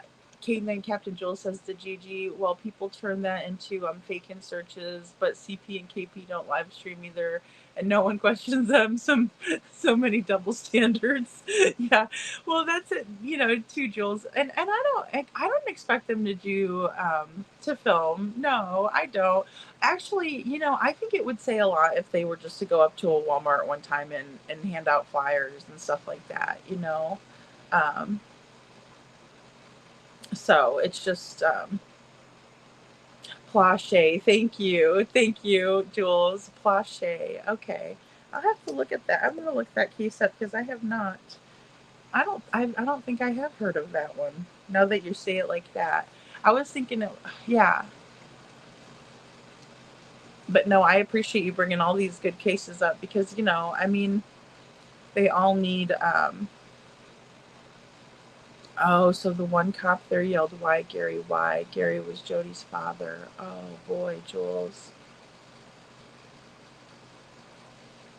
I'm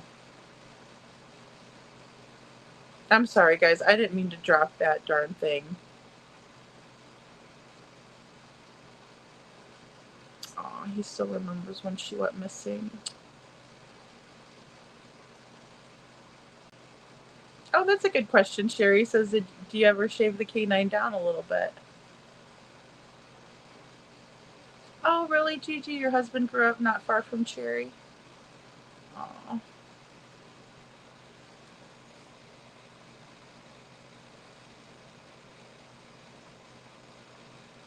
Aw, thanks, Bubby.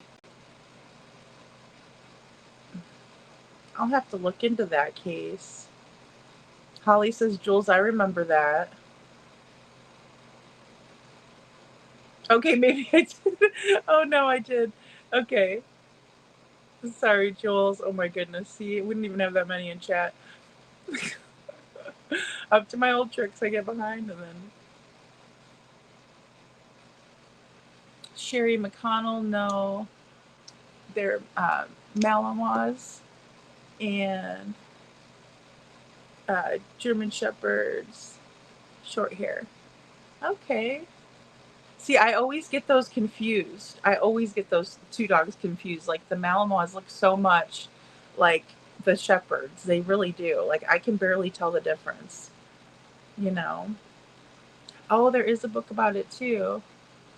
I can see it. I don't know how I get the acronyms, but not the pronunciations. Usually, Jules, if I have trouble pronouncing, I'll try to go to like the Google and say, Google Translate or whatever, and or how do you pronounce this word, and it'll tell you.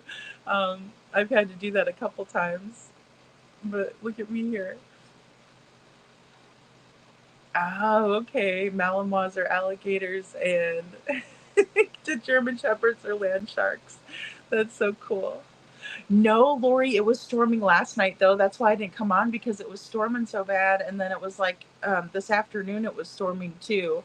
So, but it cooled everything off. Are you getting storms over there? Because people were telling me Texas got storms too last night. But it was really getting with it. I was like, I don't know if it's even going to let me stream. So that's why I kind of pushed it off to tonight too. Malinois. Malinois. Thank you. Thank you, Jules.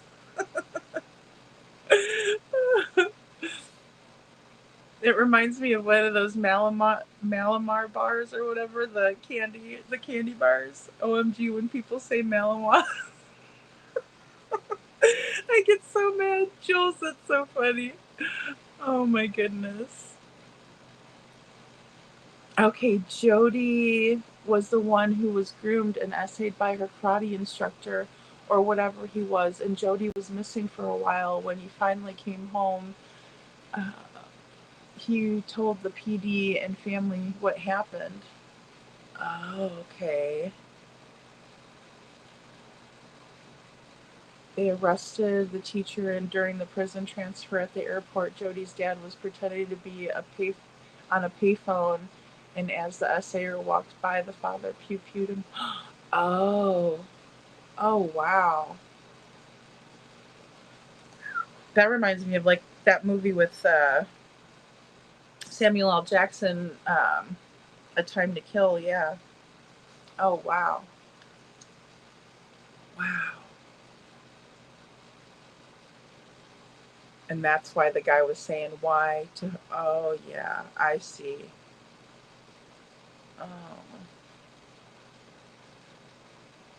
That was back when you could just walk into the airport. Yeah, no kidding, Jules. Oh my gosh. Yeah.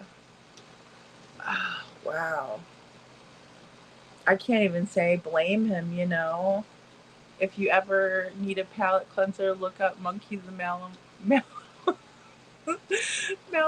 Oh my god, the dog is incredible. Okay, I will. See, now I'm afraid to say it wrong, Jules. I just like skate over it.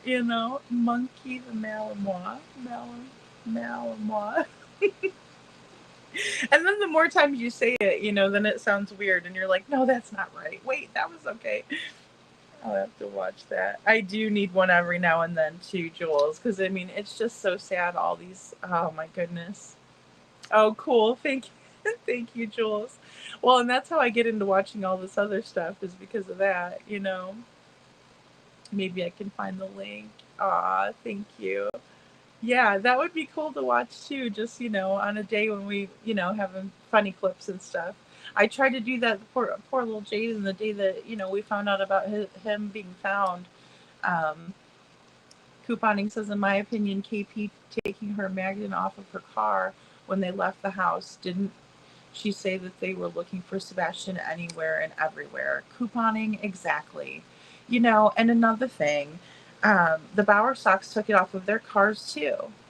Yeah, and I remember It's a Criming Shame. She's the one that I saw do the side by side, and I was like, really taken back by it, you know.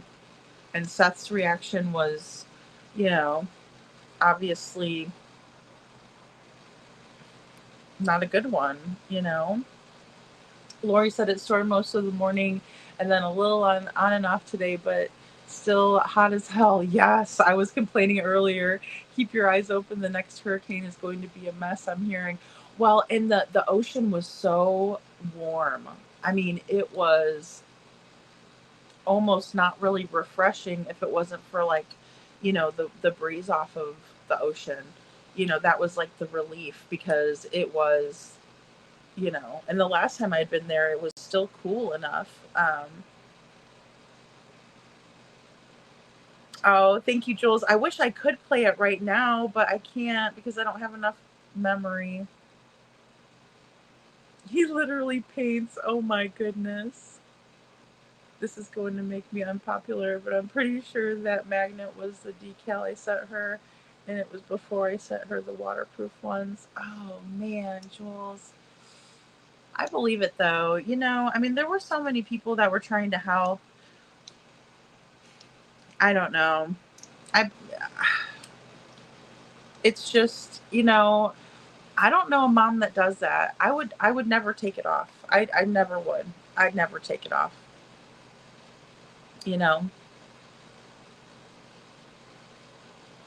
Lori says, yes, it is. Yes. Yeah. And it's just, I've not been here for a hurricane yet, so I don't know what to expect. I'm like, luckily we can move, more inland and stuff, but, yeah, I know that it's gonna, well, and a lot of times too, with the different islands being under, it's because, Nate just rebuilds whatever the storms take out.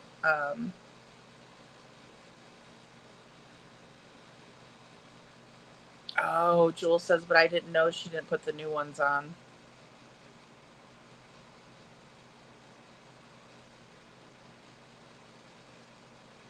Well,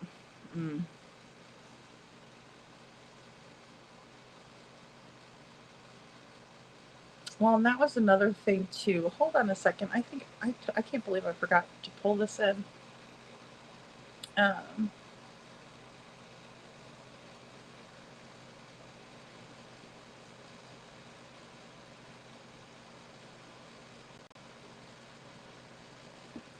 Okay.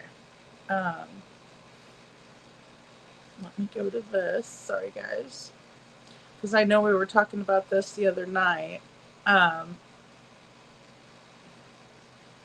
I just so happened to see Seth and Josh's.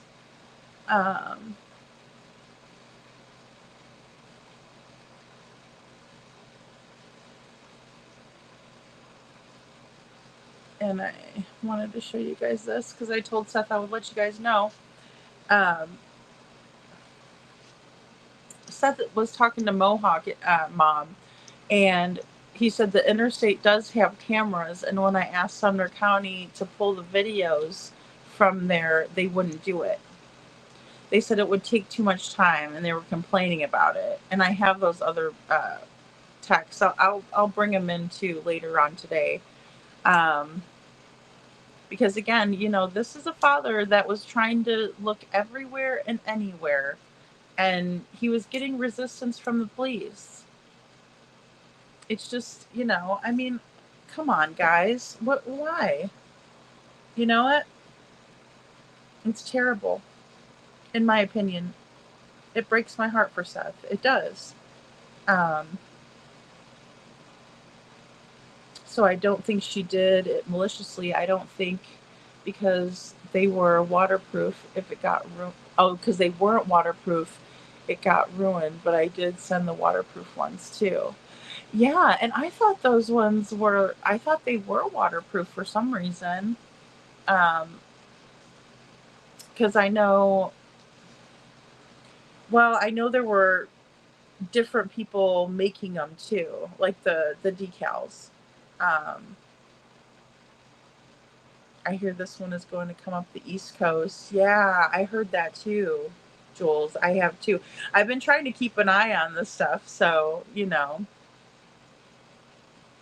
I've been trying to. I know that's why I'm letting you know to keep your eyes open. Thanks, Miss Lori. I appreciate you so much. Yeah, because I'm just like kind of oblivious. I'm like, I don't know. It's just gonna rain, and the next thing you know, they'll be telling us. But I've been keeping my eyes open. We just don't know. It's unpredictable, right? So but yeah, I thought that was really something. How different the ocean was this time around.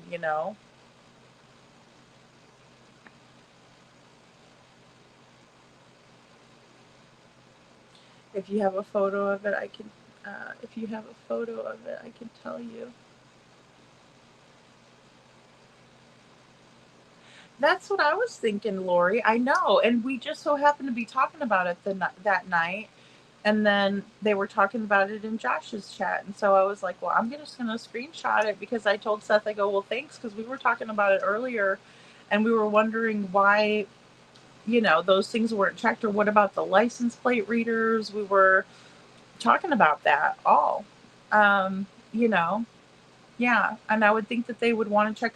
I mean, especially in the beginning, because all you're really looking for is a specific time, and date range, right? Because we know, and obviously they knew that Sebastian, was last seen at the Texas Roadhouse. So at least check from, 7 o'clock or whatever. Well, even 6:30 to 6:30 is, the window of time. It's not like it's a week's worth of camera footage, but they were complaining, and from what I heard, Ann Reynolds says, Lady Freedom, would you ever look into another of a different kind of case, not of a child, but of an adult being murdered? Yeah, I would. Yeah, it's just like Crystal McCrory Jones. I mean, she's, you know, a lady my age. So absolutely, yeah. Yeah, I'm open to looking into all cases, Miss Ann, because it's important that everybody gets justice. For me, it's more of it's a soft spot for me with kids, because I just think that little kids should never ever have to lose their life prematurely, in my opinion. And I understand God's got a will, and you know, um, it's greater than anything that I could change. But when I think that there's something that has gone wrong with a little one, um, it's just like when Hey Jude and Maman came to me with Jayden's case. I was like, wow, we do have to cover his case. And then more so now when I'm looking too at this little Emmanuel Haro. I mean, and I can see how much you guys care. Um, yeah, I'll look into any cases for you guys. And what's funny is sometimes I wouldn't even think, um, like with Jayden's case, I was, covering Sebastian and kind of immersed more in his case. And then, we hear about this other case that's so much like Sebastian's case, and then also it makes me want to fight for somebody who obviously needed to be treated better and deserved so much better. A child, a beautiful child like Jayden. I'm just so glad that everybody's coming together for him, because that's what he deserves, and he deserved to be treated better, in my opinion, in life. He deserved to have the services that he so greatly needed, because again, grief can really take its toll on our bodies, even a little kid. Um, my sister-in-law was murdered down in Texas. Her name is Bertha Skies, is how you spell her last name. Bertha Skies. I'm sorry, Sykes. I think I did look into that, Miss Ann, or I remember you telling me about that. I do remember you telling me about that case. Um, yeah, let me look into it again though. I can't remember. Did you send me information about her case?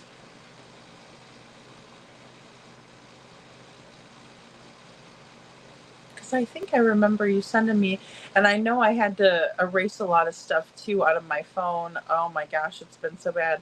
Um, but again, once I have more storage and I can pull it into, like my computer and stuff, it'll be easier for me to save more to save more stuff because I could, pull it from my phone to a zip drive. I even have like this little handy dandy thing that goes from, like my iPhone to the zip drive. So it's really, really neat. And then I just pull everything off my phone.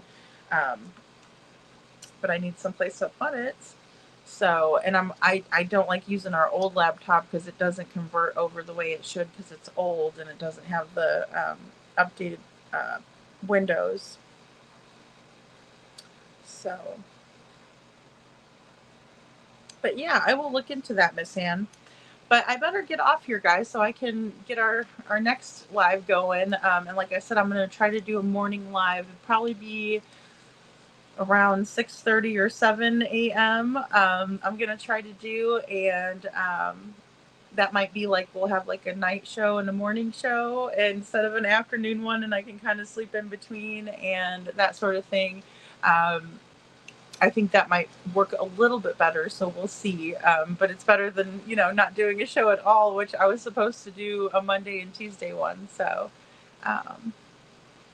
oh, we talked on the phone about it. Okay, I thought so, Miss Ann. I remember that name that you said, Bertha.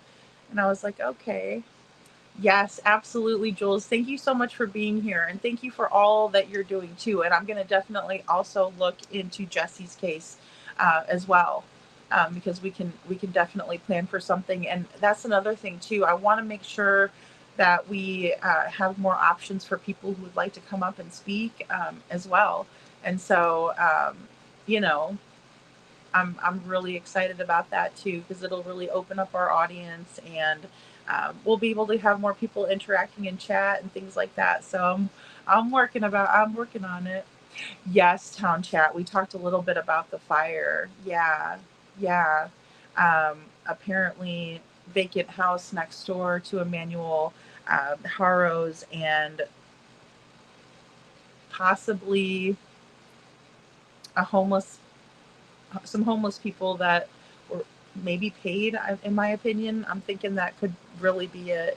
Good night, Coupon, and good night, Super Sleuth. Yes. Oh, awesome. Awesome. Rachel would love that. Joel says, I think I sent you her email. If not, and she runs a Facebook page, I sent you. Oh, perfect. I'll send her a message on the messenger too. Okay, great. Yeah. Thank you, Jules. I really appreciate you. Of course.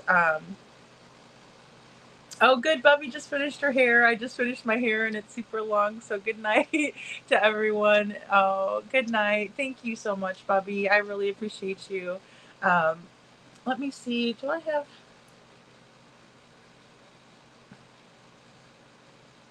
Hold on one second, Miss Bubby. I meant to go check this and I totally spaced it out. See how I am?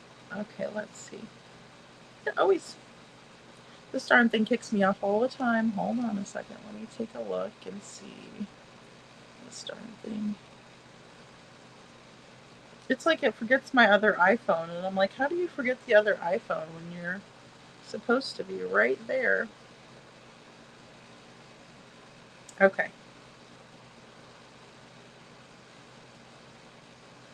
Oh, not that one. There we go.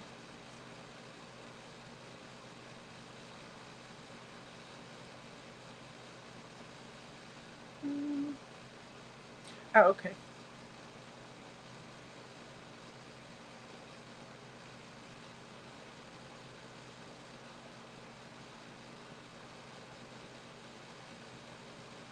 Aw, thank you, Bubby. I did get it. Oh, good. Thank you so much. That's so sweet. You're my first Cash App, Bubby.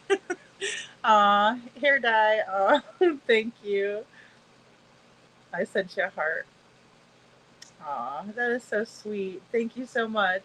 Well, now I know it works because I wasn't sure for a while.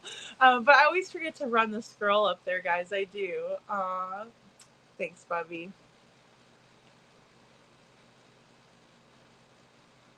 Yeah, Major Fire. Yeah. Yeah, I'm gonna go check that out too, Town Chat Cafe. That is so crazy. I cannot believe that that would happen and it not be good night, Lori, and it not be something weird, you know? Just learned about it. Sorry I was late earlier. No worries, Town Chat. I was helping my husband with stuff and doing meal prep for that's so sweet of you, Town Chat, for your brother-in-law. That is so sweet. Yeah, thanks, Bubby. Yes, you can have a great night too, and I will see you guys tomorrow morning if you're still awake too. So definitely stop over. Like I said, I'm kind of working on different times, but thank you all very, very, very, very much, and I love you all so much. I will see you here in a couple of hours. I'll do some research while I'm waiting to go back on live, and that's usually what I do anyway. So I think this is going to work out better than the afternoon show because once I fall asleep, I'm like, all groggy and stuff. So thank you. Good night, Jules. Thank you, Lori. Good night, Town Chat Cafe. Oh, yeah, shopping online. I like online shopping. All right, guys. We'll see you in a little bit.